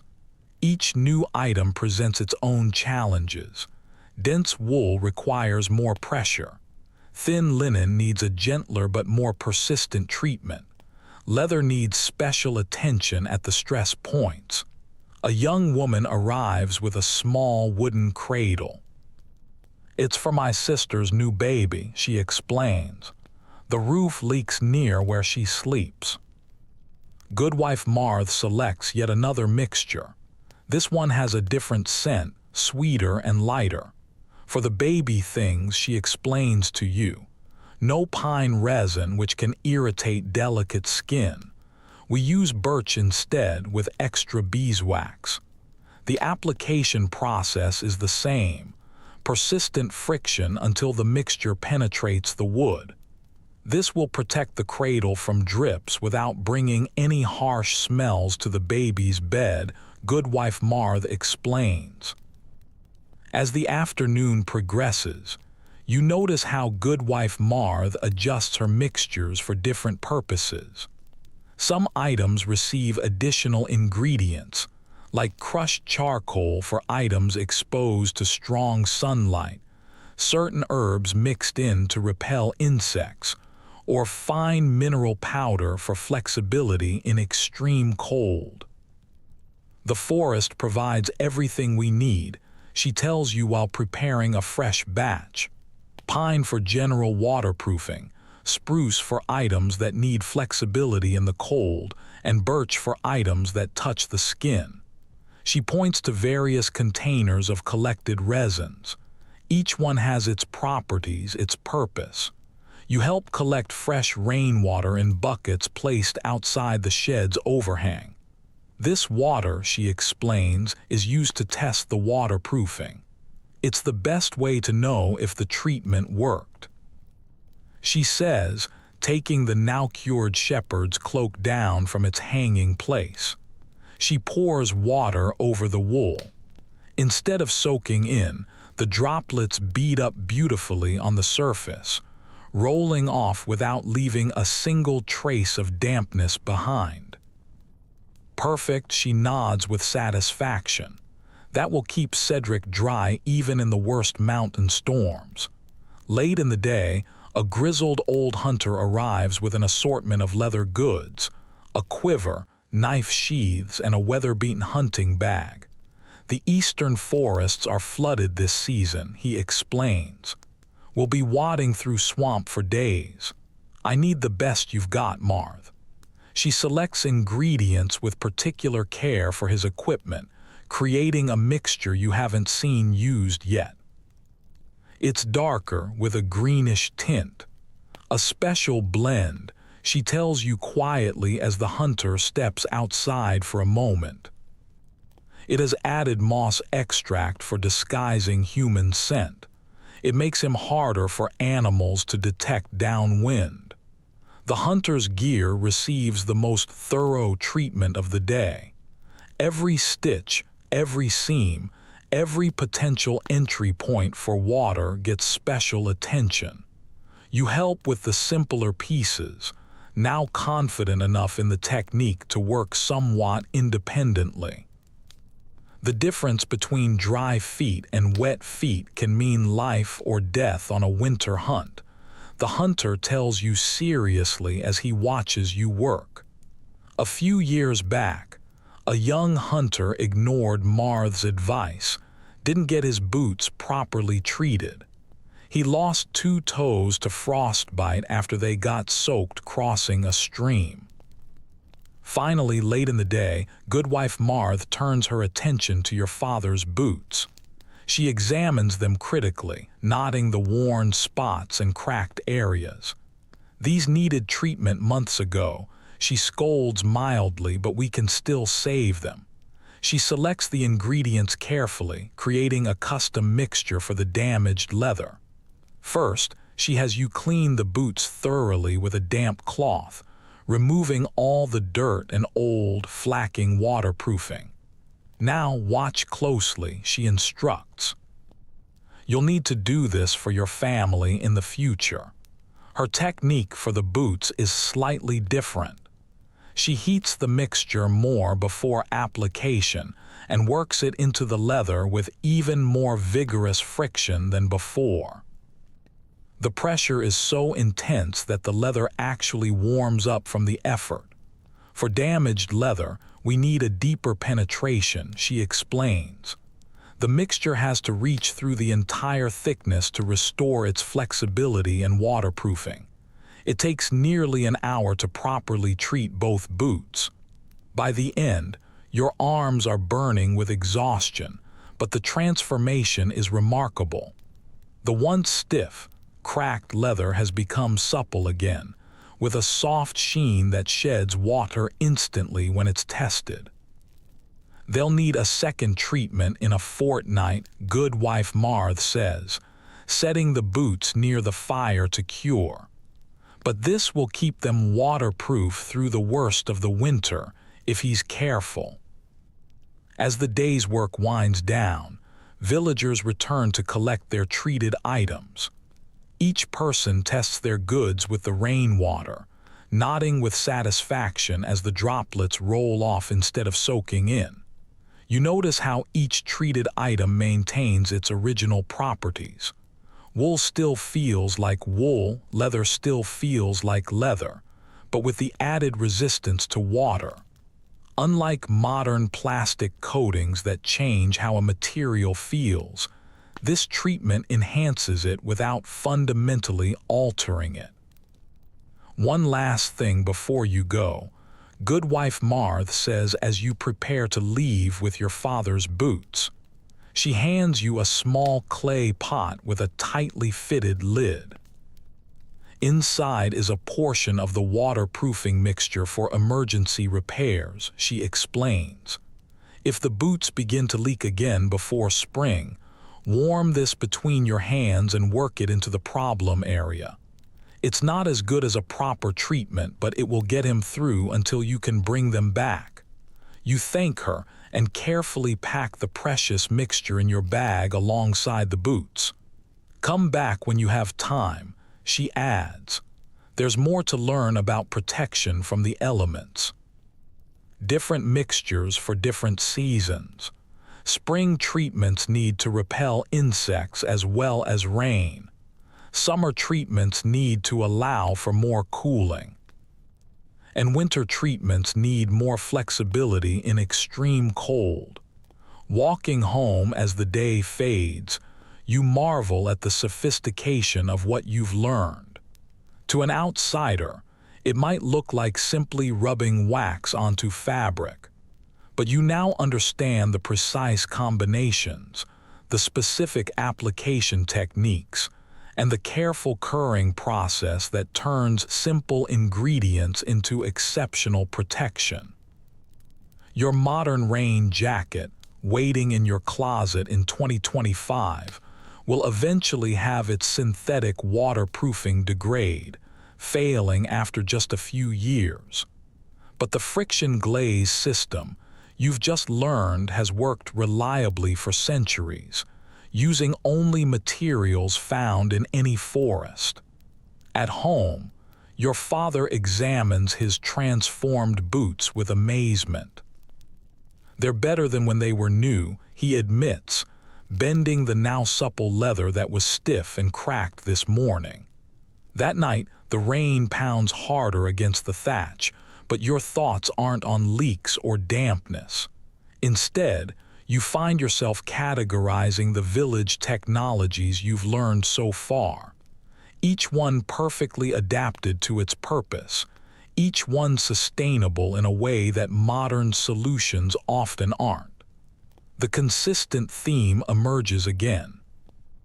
These weren't primitive stopgaps waiting for better technology to come along. They were sophisticated systems, refined over generations to work perfectly with the available materials. Not primitive at all, just perfectly adapted. Dawn breaks through thinning clouds, the rain finally spent after 3 days of a steady downpour. Puddles reflect the gray-pink sky, and every surface drips with lingering moisture. It's perfect timing for your father to test his newly waterproofed boots as he heads to the fields to assess the flood damage. You're helping your mother hang sodden bedding to dry near the hearth when Master Wolfick appears at your door. Good morning, he greets with an unusual formality. I've come to ask a favor. Your mother raises her eyebrows. The old keeper rarely makes personal requests. My sister's son is ill in Oakwick, he explains. I've prepared medicines, but I can't make the journey myself. My knees won't handle the forest paths after all this rain. He turns to you. Would you be willing to deliver them? It's a day's journey there and back if you move quickly. Your mother looks concerned. Oakwick with the streams likely flooding and him going all alone. Not alone, Master Wolfick assures her. He'll travel with Oldwin the Forester. No one knows the woods better, especially after storms. You've heard of Oldwin, everyone has. He's a solitary figure who spends more time in the forest than in the village. Some call him strange, but everyone respects his unmatched knowledge of the wilderness. It would be good experience, Master Wolfick adds, for his training. Your mother reluctantly agrees, and within the hour you're prepared for the journey, with sturdy boots treated with Goodwife Marth's waterproofing, a small pack with bread and cheese, and Master Wolfick's precious bundle of medicines wrapped in oiled cloth. You meet Oldwin at the village edge. He's older than you expected, gray-bearded and weathered, with eyes so pale they're almost colorless. He carries a simple staff and wears a cloak that's been patched so extensively it's impossible to tell its original color. The boy's ready. He asks Master Wulfik, hardly glancing at you. He is, and he's willing to learn if you're willing to teach. Oldwin just grunts noncommittally. We'll see. The rain has stopped, but the forest will be treacherous. The streams will be high, paths washed out, mudslides on the ridge. Which is why I asked for you, Master Wulfik says with surprising deference. No one else would find the way today. Something unspoken passes between the two men. Oldwin nods once, then turns to you. Keep up. Don't speak unless it's necessary. Listen when I tell you to listen. Without waiting for a response, he turns and strides toward the forest edge. You hurry after him, glancing back just once to see Master Wulfik watching with an unreadable expression. The forest embraces you quickly, its bare winter branches dripping overhead, the undergrowth sodden and heavy. Oldwin moves with a surprising speed for his age, following what seems to be a clear path to you, at least until it simply ends, disappearing into a tangle of shrubs. Without a moment's hesitation, Oldwin veers to the left, where you see no path at all. Yet as you follow, you realize he's tracking something that's invisible to your untrained eyes. An hour into the journey, you come to your first obstacle. A stream that has transformed into a rushing torrent, its banks overflowing with muddy water. The simple log bridge that normally spans it has been completely swept away. Oldwin stops, staring not at the water but upstream, his head tilted slightly. His eyes close for a moment and you realize he's listening intently. After a long moment, he opens his eyes and turns to you. We need to head upstream. About 200 paces, there's a narrowing where we can cross. How do you know? You ask, seeing nothing but unbroken forest in that direction. Instead of answering, he just taps his ear. Listen not to the water right here, but to how it sounds further up. You try to focus past the immediate rush of the flooded stream. At first, you don't hear anything different, but then you notice a subtle change in the water's voice, a higher pitch that suggests a faster flow over a narrower channel. I hear it, you say, surprised. The sound changes. Oldwin nods. It's the first hint of approval you've seen from him. Water talks if you know how to listen to it. Every stream has its own voice. Every change in its course creates a different song. You follow him upstream, and sure enough, the flooded stream narrows between two rocky outcroppings, creating a spot where fallen trees have formed a natural, if precarious, bridge. The forest changed in the storm, Oldwin explains as you carefully cross. Landmarks have moved, paths have washed away, but the sounds, those just transform. Learn to read them and you're never truly lost. The journey continues, and you notice how often Oldwin stops just to listen, his head tilted, his eyes sometimes closed, absorbing information you can only guess at. He never consults the position of the sun or looks for moss on the trees, those navigation techniques you've heard about. Instead, he seems to navigate entirely by sound. When you stop for a brief rest and a bite of bread, your curiosity finally overcomes his instruction for silence. How do you know which way to go just by listening? Oldwin considers you for a moment, perhaps deciding if the question is worth an answer. Finally, he speaks. The forest isn't silent. It's constantly telling you where you are if you train your ears to understand it. He gestures around. Every area has its own sound signature.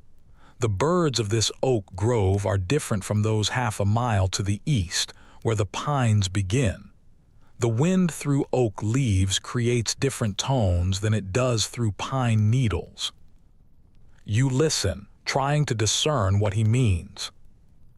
Beyond the dripping water, you can hear bird calls, the rustle of leaves, the distant creaks of branches. Close your eyes, he instructs.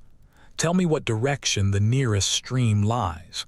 You close your eyes, focusing on sound alone. The trickling of water seems to be coming from multiple directions after all the rain. I'm not sure, you admit. Listen deeper, not to the rainwater dripping from the leaves, that's everywhere. Listen for the constant flow, the sustained voice of moving water. You try again, filtering out the immediate drips and drops. After a long moment of concentration, you detect it, a steady whisper beneath all the other sounds coming from your right. That way, you say, pointing. Oldwin nods. Good, about 300 paces in that direction. A small stream flows there year-round. Now what else do you hear? You concentrate even harder. Birds, 3, no, 4 different calls. And what does that tell you? You hesitate, unsure. The finch you hear doesn't live in a pine forest. The woodpecker works on oak and beech, not evergreens. The jay warns of open ground nearby. He taps his staff on the earth. Bird sounds tell you what trees are surrounding you, even in a fog or in darkness when you can't see them. The lesson continues as you resume walking. Oldwin points out how the sound of your footsteps changes based on the soil.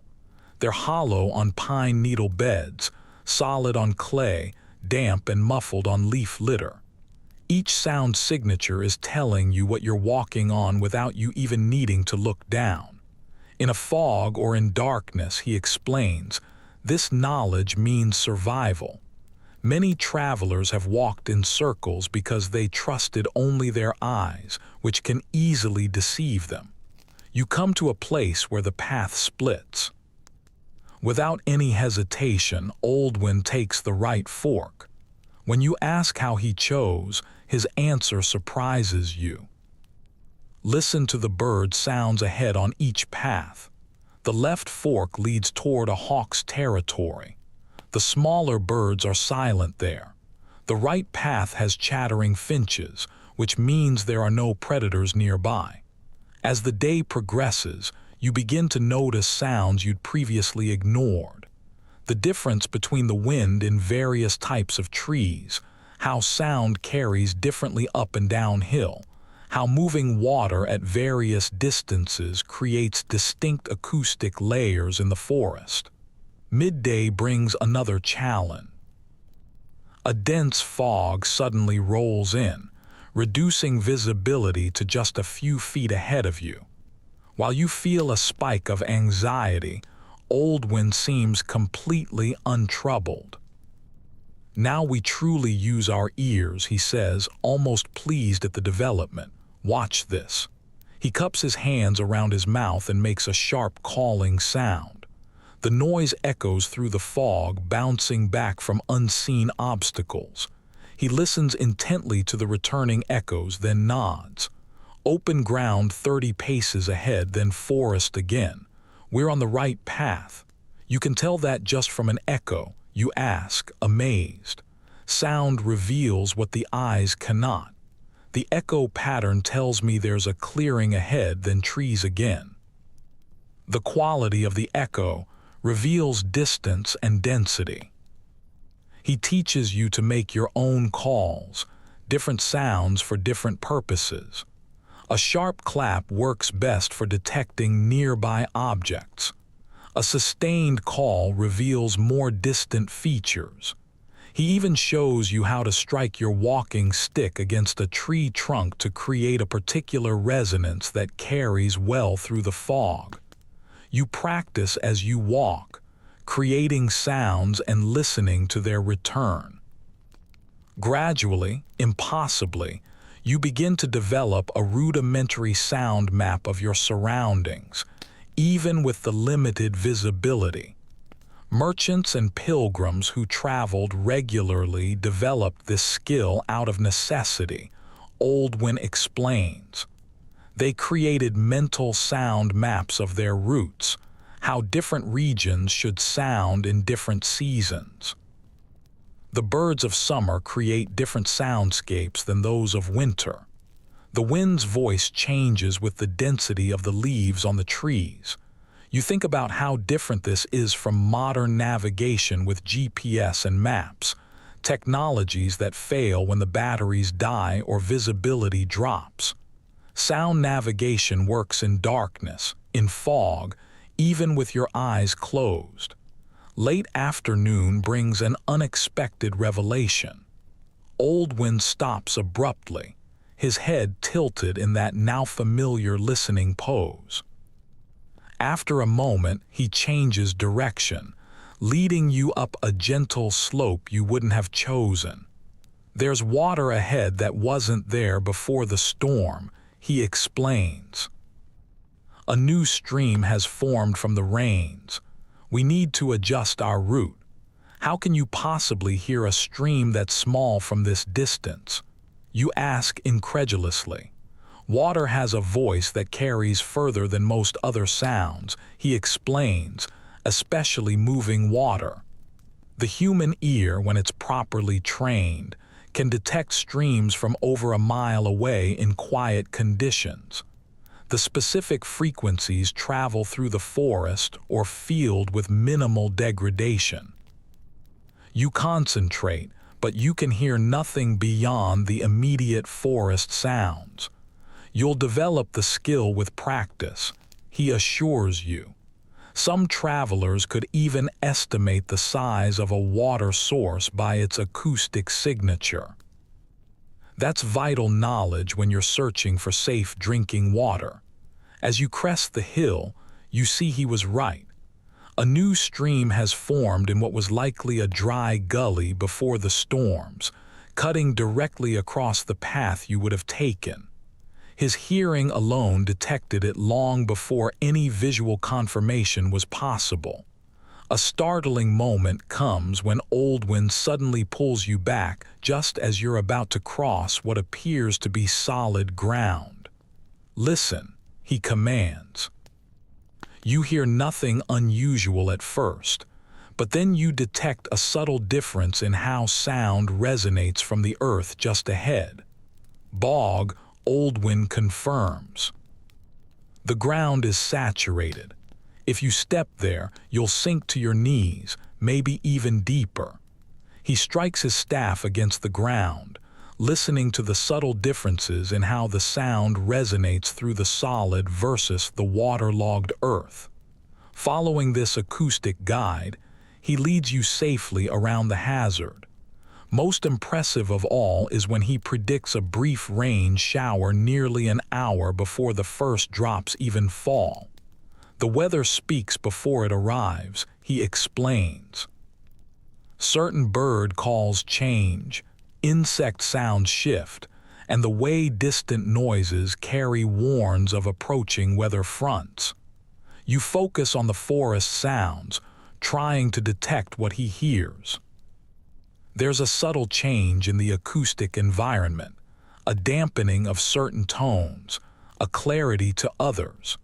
When the rain indeed arrives just as he predicted, you understand it wasn't some mystical foresight, but empirical knowledge based on careful observation. Hunters and shepherds develop this skill to find shelter before storms hit. Oldwin explains as you wait out the brief shower under a dense pine. That's critical knowledge when you're exposed on mountainsides or open fields. By late afternoon, you reach Oakwick. The small settlement appears through the thinning trees, smoke rising from the chimneys in the gray daylight.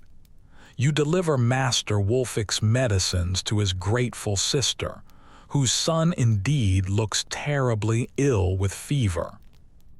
Will you stay the night? She offers. It's late to start back. We have enough daylight, Oldwin answers before you can even speak. It's better to return while the rain holds off. He glances at the sky in a way that makes you suspect he hears something about the approaching weather that you don't yet perceive. The return journey feels different.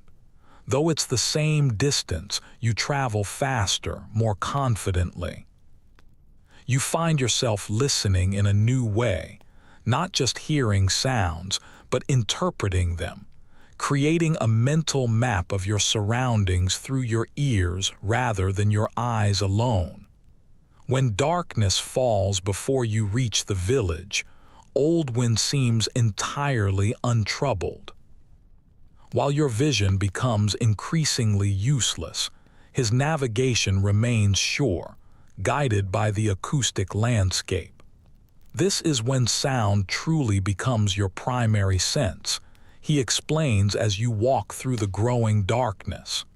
Medieval travelers often journeyed at night when it was necessary, using sound to avoid hazards and stay on the path. You notice how he periodically creates noise, clapping, singing, striking wood against wood to read the returning echoes. The information he gathers prevents walking in circles or heading toward dangerous terrain. In your world, he says unexpectedly, people have forgotten how to listen. They walk with artificial sounds pumped directly into their ears, blocking the very information that would guide them naturally. You're startled by the reference to modern habits. It breaks the historical immersion you've been experiencing.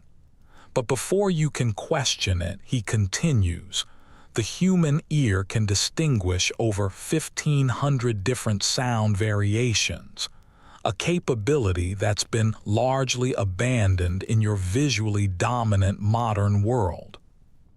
For today's hikers, who are dependent on electronic navigation that can fail, this medieval technique offers a navigation system that works in darkness, in fog, or when the batteries die. There's something odd about his phrasing, almost as if he's quoting something, but the wisdom is undeniable. As the village lights finally appear through the trees, Oldwin stops for a final lesson. Sound navigation wasn't primitive, he says quietly. It was a sophisticated use of a sense that we've allowed to atrophy precisely when we might need it the most. Master Wulfik is waiting at his hut, seemingly unsurprised by your late return. Did he learn? He asks Oldwin. He listened, the forester responds cryptically. Time will tell if he heard. That night, lying in bed, you find yourself listening to your home in a new way. The subtle creaks of the wooden structure cooling in the night air, the different tones of your family members breathing in their sleep. The way sounds from outside filter through the thatch, differently than they do through the wooden walls. A whole world of information you've always had access to but had never truly heard. Your modern headphones are waiting for you in 2025, ready to block out the acoustic environment completely. But now you wonder what vital information they might be silencing. Natural warnings, direction finding, weather prediction, all available through a sense we've allowed to diminish. This wasn't primitive knowledge at all, just a different way of knowing. Morning comes with stiff muscles and a lingering tiredness from yesterday's journey. You rise slowly, your legs aching from the miles of forest paths. Your mind, however, feels strangely alert, cataloging the sounds of the early morning in a way you never noticed before.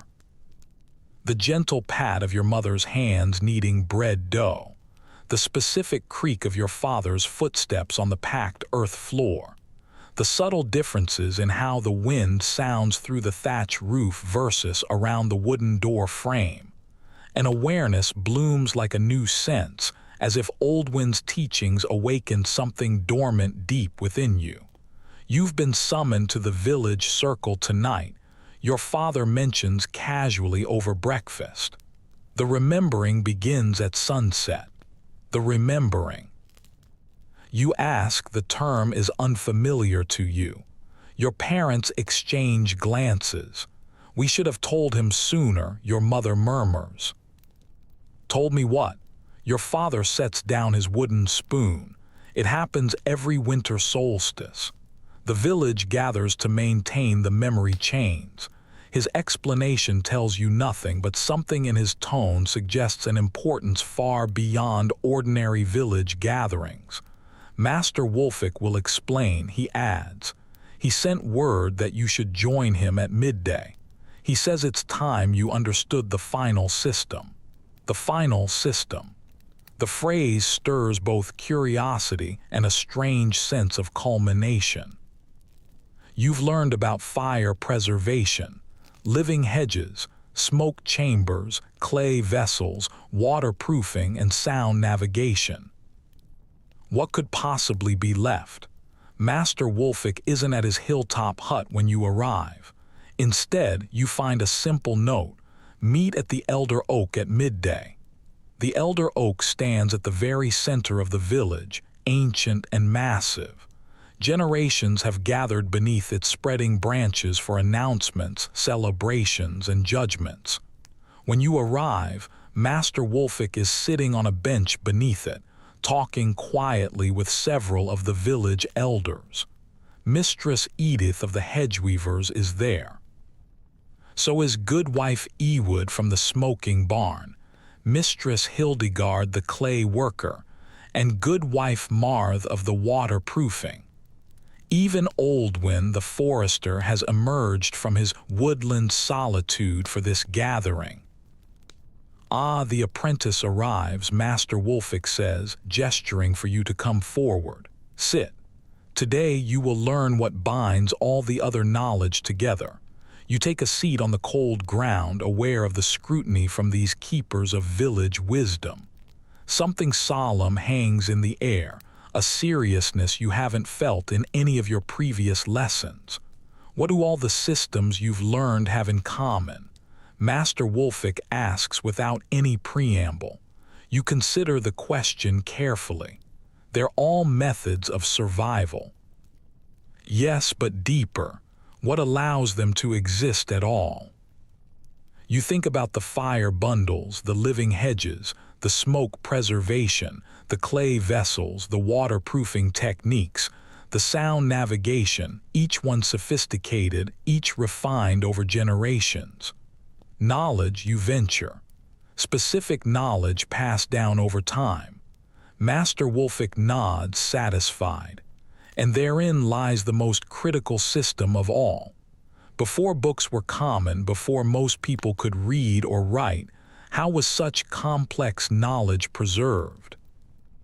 How did we ensure that critical information survived generation after generation? The question hangs in the air. You've never really considered it before. Tonight, he continues, you'll witness the most sophisticated medieval information technology, the Human Memory Network. A system for preserving vital knowledge without a single page or a single screen. Throughout the afternoon, the elders take turns explaining the framework of what you'll witness tonight.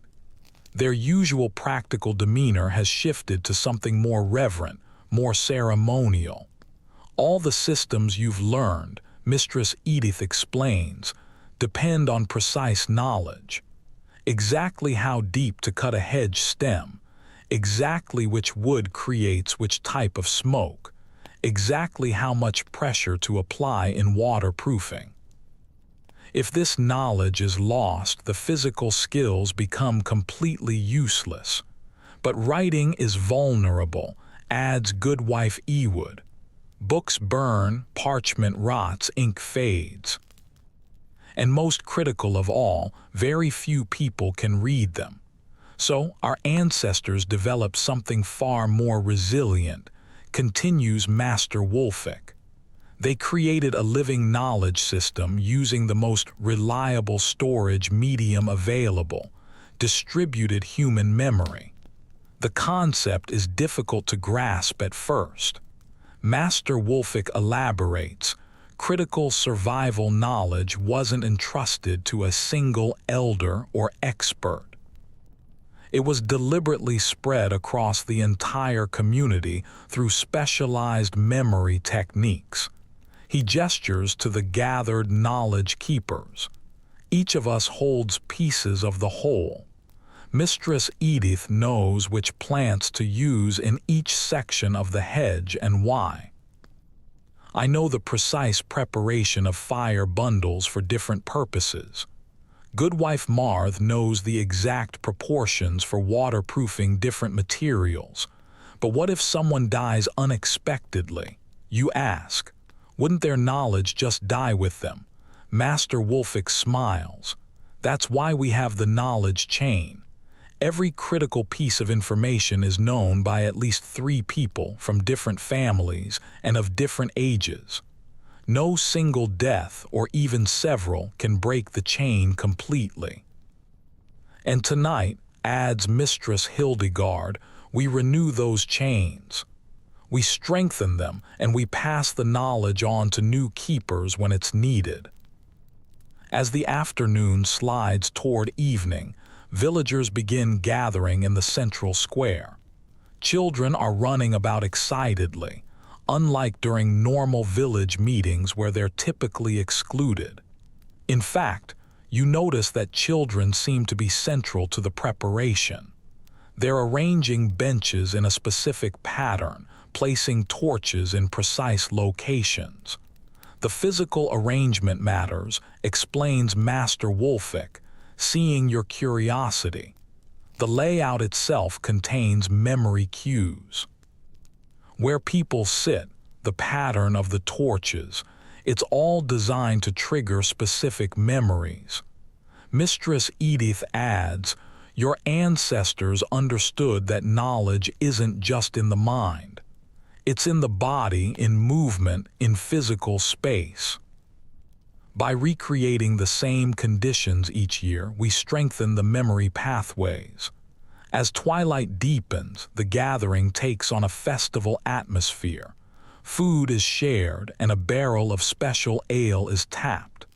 It was brewed specifically for this occasion, you're told, with herbs that sharpen the memory and loosen the tongue. When full darkness falls, Master Wolfick stands before the assembled village. The conversations quiet down, and an anticipation fills the air. The remembering begins, he announces, as it has since our grandparents' grandparents gathered here beneath this very same oak. What follows both surprises and mesmerizes you. The first performance comes from an unlikely source. 3 children, no more than 8 years old. They step forward and begin a singing game, moving in a circle while clapping a complex rhythm. The song's lyrics initially seem like nonsense until you listen closer and realize they're actually listing every edible plant in the forest, in the order of their spring appearance. First comes nettle, bright and stinging, pick with gloves when birds are singing. Dandelion next appears, eat the root to calm your fears. The song continues, covering dozens of plants with specific details about identification, preparation, and medicinal properties, all encoded in a children's rhyming game. The children learn it as play, whispers Master Wolfick, but encoded within it is knowledge that could prevent starvation if the crops ever fail. Next comes a group of young women who perform a weaving dance. Their movements mimic the process of creating cloth. As they dance, they sing instructions in precise detail, which plants yield fiber when to harvest them, how to process each type, and which weaves suit which purposes. The dance and the song together form a complete technical manual, memorized through movement and melody. An elderly couple performs a call and response chant about weather prediction, cloud patterns, bird behaviors, and wind changes that foretell specific weather events. The rhythmic nature of it makes any error immediately obvious, ensuring an accurate transmission. Swallows high, clear sky remains. Swallows low, prepare for rains. Oak leaves south, the drought will come. Oak leaves north, get building done. The pattern continues for hours. Different groups perform different pieces of knowledge, hunting techniques, child care wisdom, construction methods, disease treatments. Some are solemn recitations, others are lively performances. Some involve the entire village, while others are just for specific family lines. Notice how certain knowledge belongs to certain families, Master Wolfick points out. The smithing knowledge passes through the blacksmith's line, the midwife's wisdom through the maternal lines.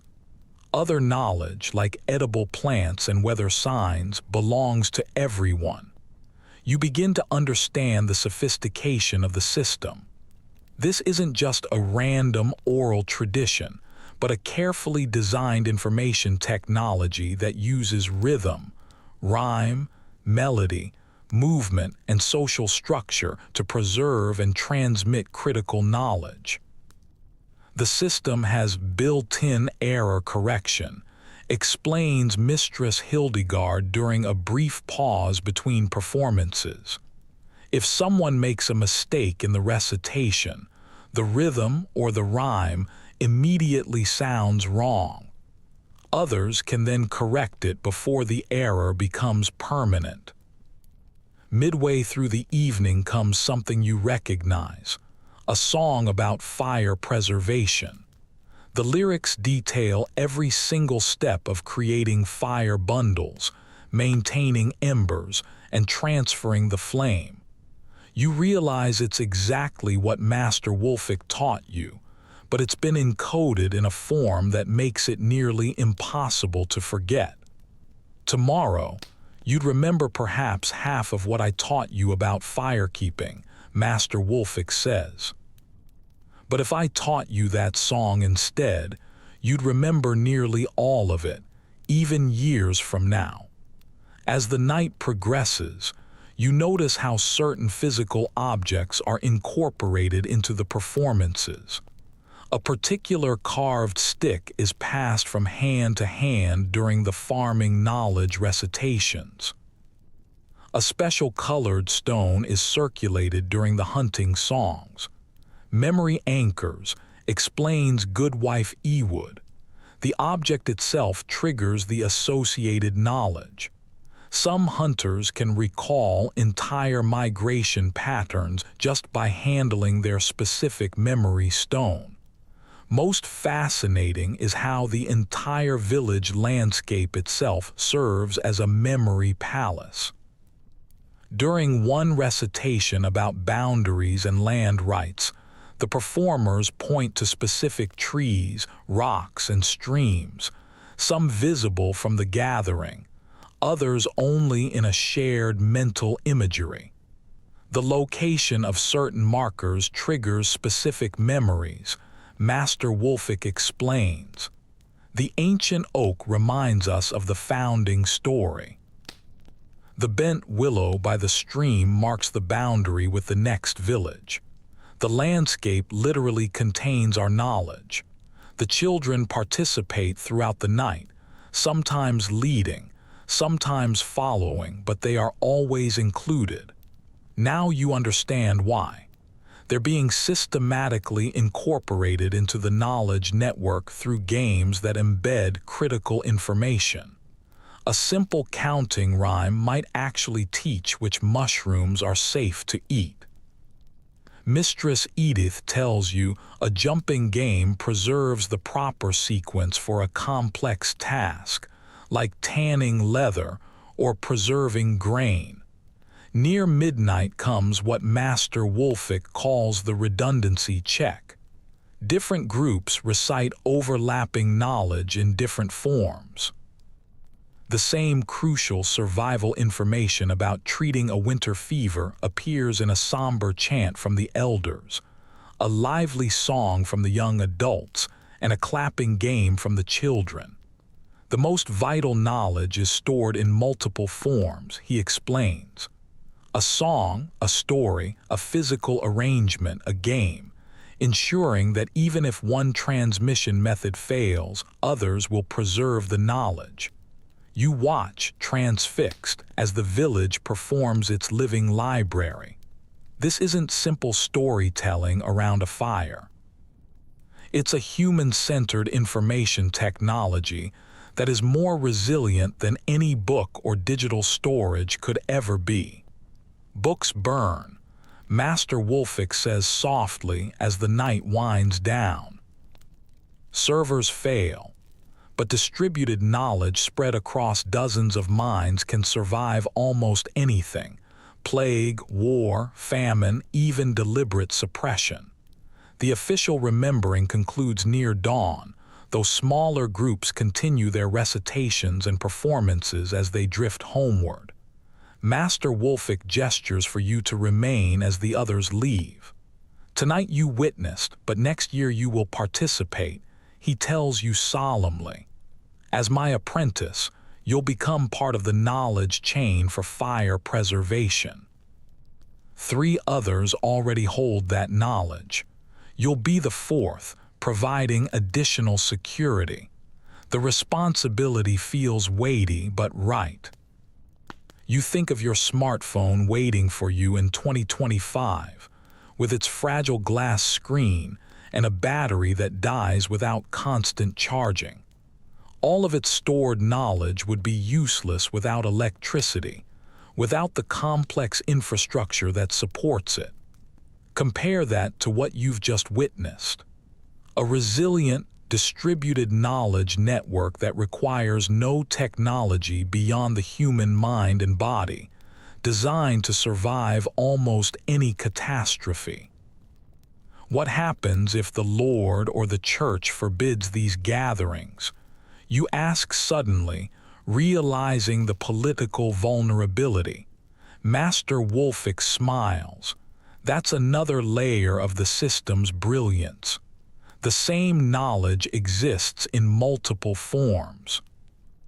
If formal gatherings are banned, the children's games continue, preserving the core information. If the songs are forbidden, the physical memory anchors remain. The system adapts to persecution by hiding in plain sight, in lullabies, in games, in everyday activities that no authority would ever think to ban. You walk home as the dawn breaks, exhausted but with your mind buzzing. Modern education suddenly seems strangely inefficient, focusing on writing and reading rather than these powerful memory techniques that kept knowledge alive for centuries without a single page. Your parents are still awake, waiting by the fire. You've seen the remembering, your father says. It's not a question. I never knew, you admit. All these years, and I never realized what was happening in those songs, those games. Your mother smiles. That's partly the point. The knowledge hides in joy in community. Precious things worth knowing are worth making beautiful. You think about modern survival preppers stockpiling books that might never be read. How different from this approach, storing critical knowledge where it's most useful, in human minds, ready to be applied at a moment's notice. That night, drifting toward sleep despite the morning sun, you reflect on everything you've learned. Fire preservation, living hedges, smoke chambers, clay technologies, waterproofing, sound navigation, each sophisticated in its own right. But the memory network that preserved them all, that was the ultimate resilient information system. not primitive at all. Perhaps the most advanced technology of all, just not in a form that we modern people recognize as technology. Medieval knowledge networks weren't simple oral traditions. They were the original cloud storage, distributed, redundant, and remarkably resilient. Days pass in a blur after the remembering. Winter tightens its grip on the village, bringing short days and long, cold nights. The knowledge you've gained over these past weeks shifts from abstract learning to a daily necessity as the harshest season takes hold.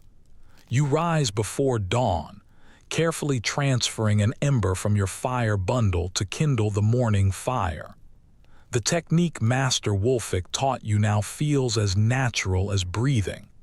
No more struggling with flint and steel in the freezing darkness. No more wasted time or precious tinder. Just reliable flame, exactly when you need it. Your father's boots, treated with Goodwife Marth's waterproofing, keep his feet dry despite the snow and slush.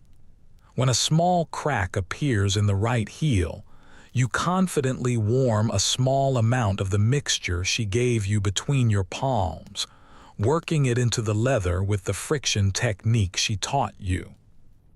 The repair holds perfectly against the winter wet.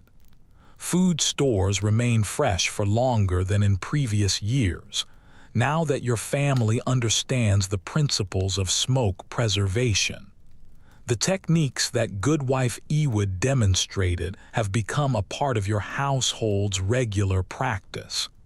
Even the humble herbs hanging from your ceiling rafters last longer and are preserved better, having been properly smoke-cured. Your mother uses one of Mistress Hildegard's cooling amphoras to keep the milk fresh for an extra day, which is no small thing when winter limits the cow's production. At night, clay heat batteries warm your sleeping area, reducing the need for constant fire maintenance. When your young cousin falls ill with a winter fever, you recognize the specific birch bark treatment that's needed, knowledge from the children's singing game at the remembering. The information was there all along. You realize, hidden in play, in songs, in community ritual. One particularly bitter morning, Master Wolfik finds you helping to repair a section of the living hedge that was damaged by heavy snow. Your training continues well, he observes, watching you carefully bend a young hawthorn to the horizontal position that Mistress Edith taught you. You're becoming a keeper of systems. I still have so much to learn, you admit, securing the bent stem with practiced movements. Always he agrees, but you understand the principle now, how all these systems work together rather than separately. You pause in your work, considering his words. He's right. The past weeks have revealed not just individual survival techniques, but their interconnections, how each one supports and enhances the others. The living hedge provides materials for the baskets that store the smoke-preserved foods. The hedge also shelters certain birds that control the insects that would otherwise damage the grain.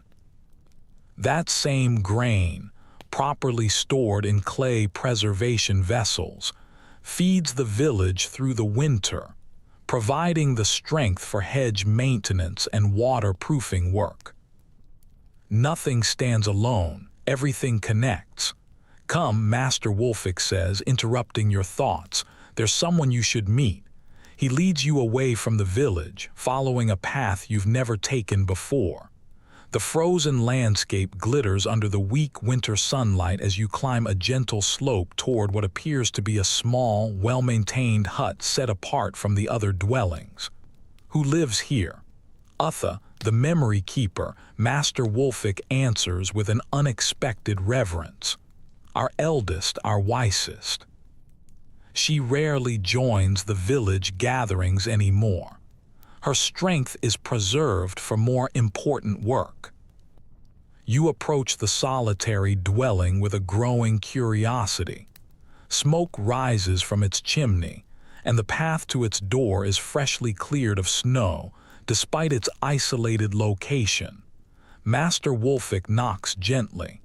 The door opens to reveal a woman so ancient her face resembles weathered parchment etched with countless lines of experience. Despite her apparent age, her eyes remain sharp, taking your measure with a single glance. "This is the new apprentice?" she asks, her voice surprisingly strong.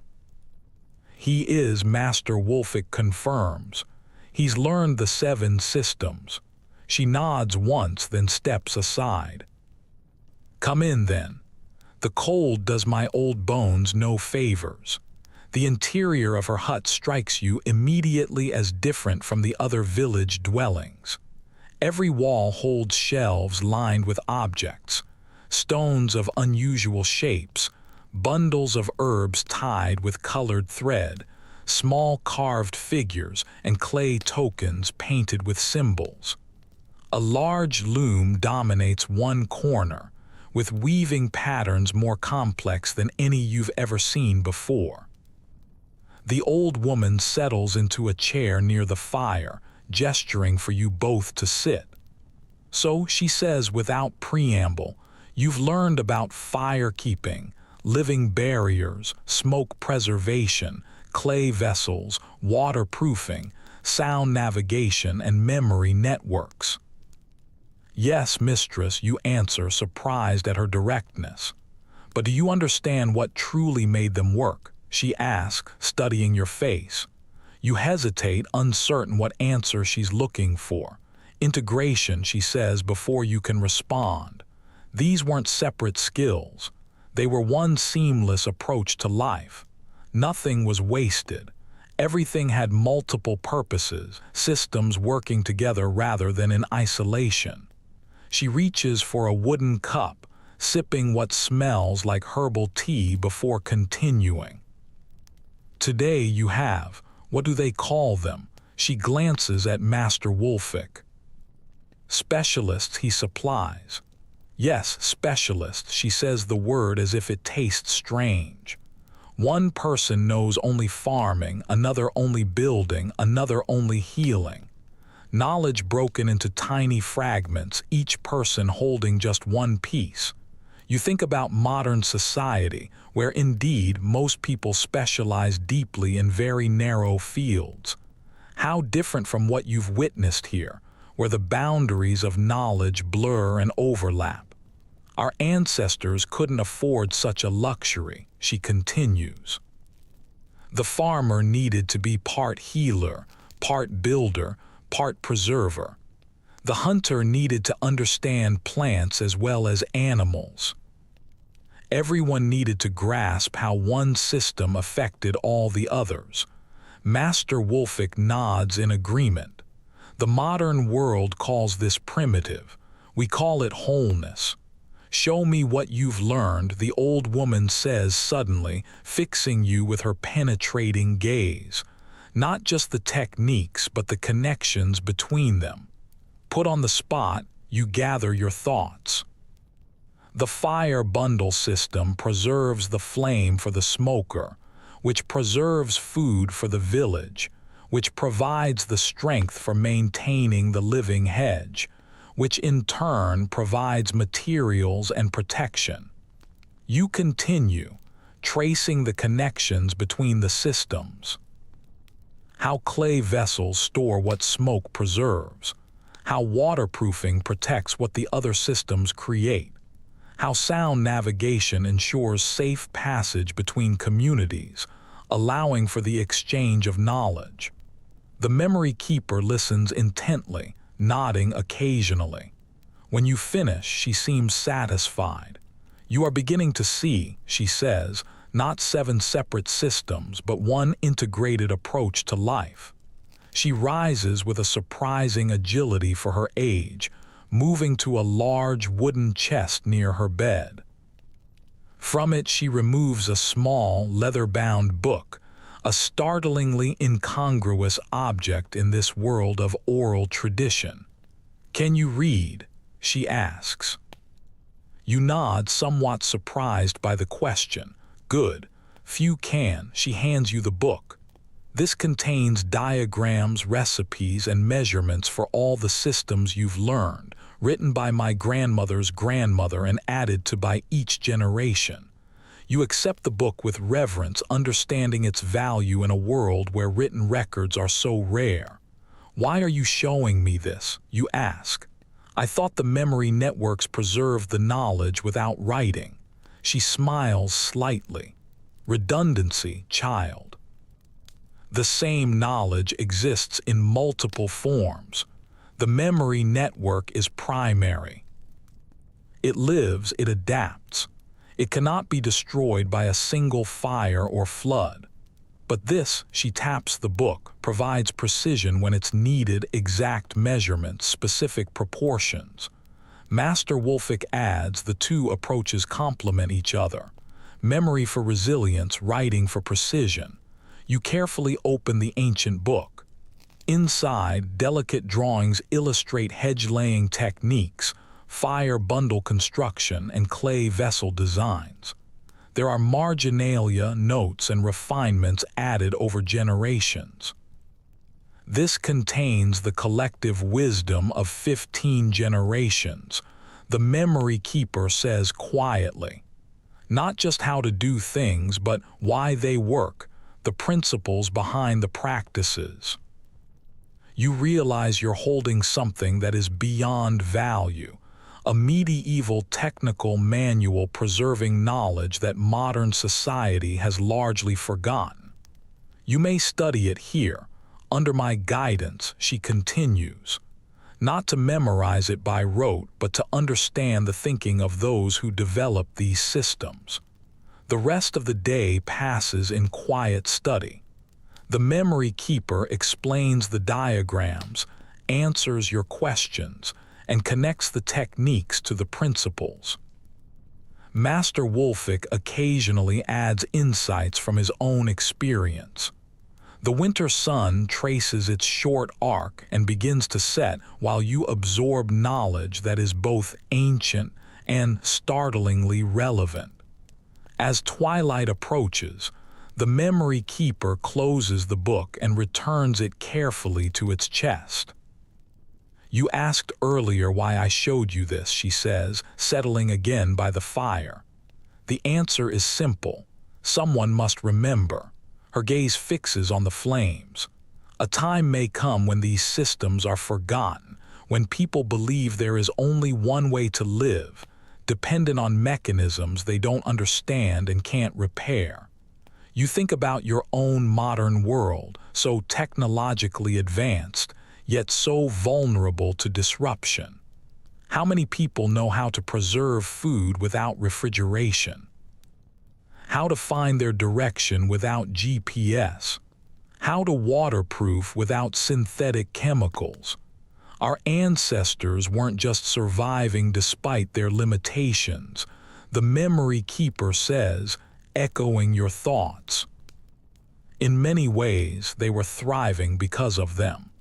Her words strike you deeply. The constraints of medieval life forced innovation within natural boundaries, working with the materials at hand, developing systems that could be maintained locally, creating technologies that lasted for generations rather than just a few years. The most powerful medieval survival technique wasn't any specific skill, Master Wolfick adds. It was their integrated approach to life. As darkness falls completely, you make your preparations to leave. The memory keeper rises once more, this time retrieving a small object from among her collected treasures.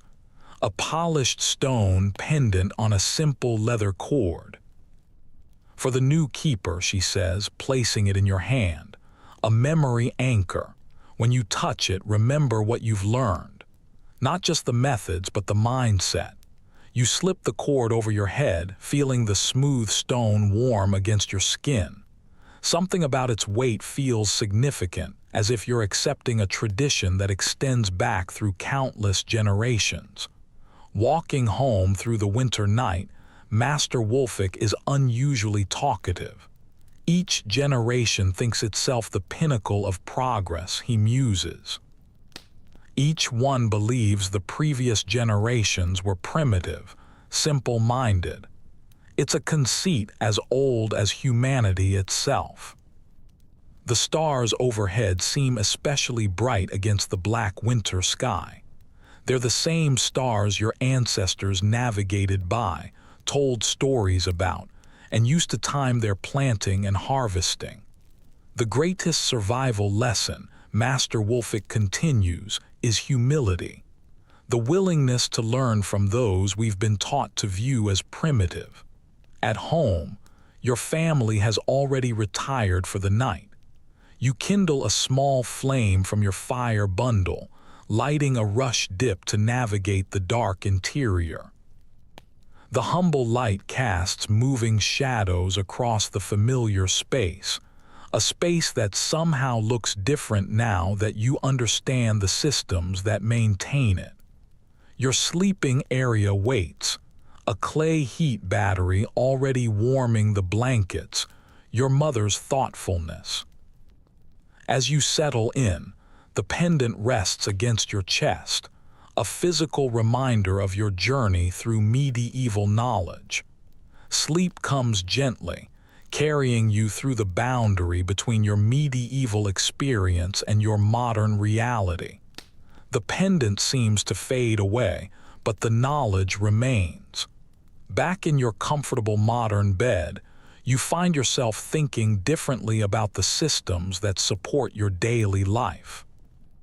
The electric light you switch off without a thought, the central heating that maintains a perfect temperature without any effort, the refrigerator humming in the kitchen, the smartphone charging on your nightstand.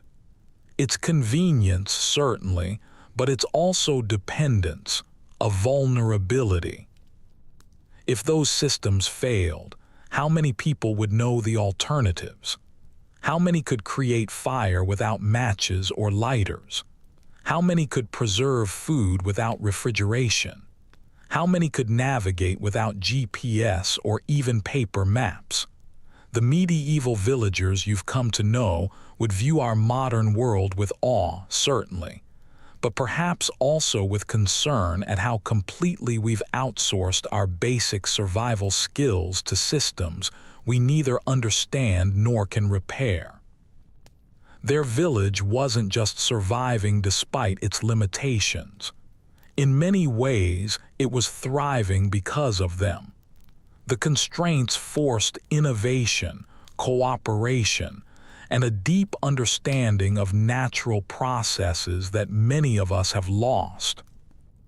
The most sophisticated aspect of medieval survival wasn't any particular technique, impressive as each one was.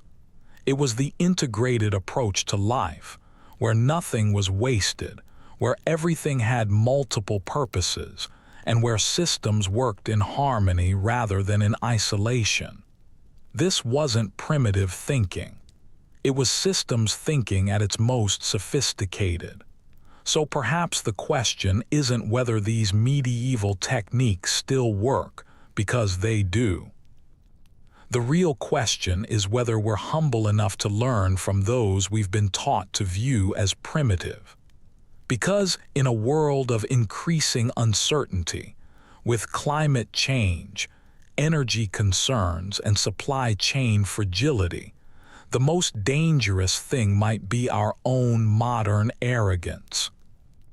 It's the belief that we've outgrown the wisdom of those who thrived without any of the systems we now depend on.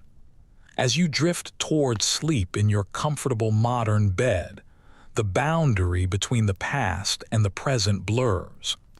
The knowledge you've gained feels like a bridge between worlds, ancient wisdom with startling relevance for contemporary challenges. The fire bundles elegant simplicity, the living hedges multifunctional design, the smoke preservation's chemistry, the clay vessels thermal engineering, the waterproofing's material science, the sound navigation's sensory awareness, the memory network's information technology. None of them were primitive. All of them were sophisticated adaptations to their time and place. All of them worked with natural materials and processes rather than against them. All of them could be created, maintained, and passed down without complex global supply chains or rare materials. Medieval people weren't just surviving despite their limitations. In many ways, they were thriving because of them. And that might be the most important survival lesson of all.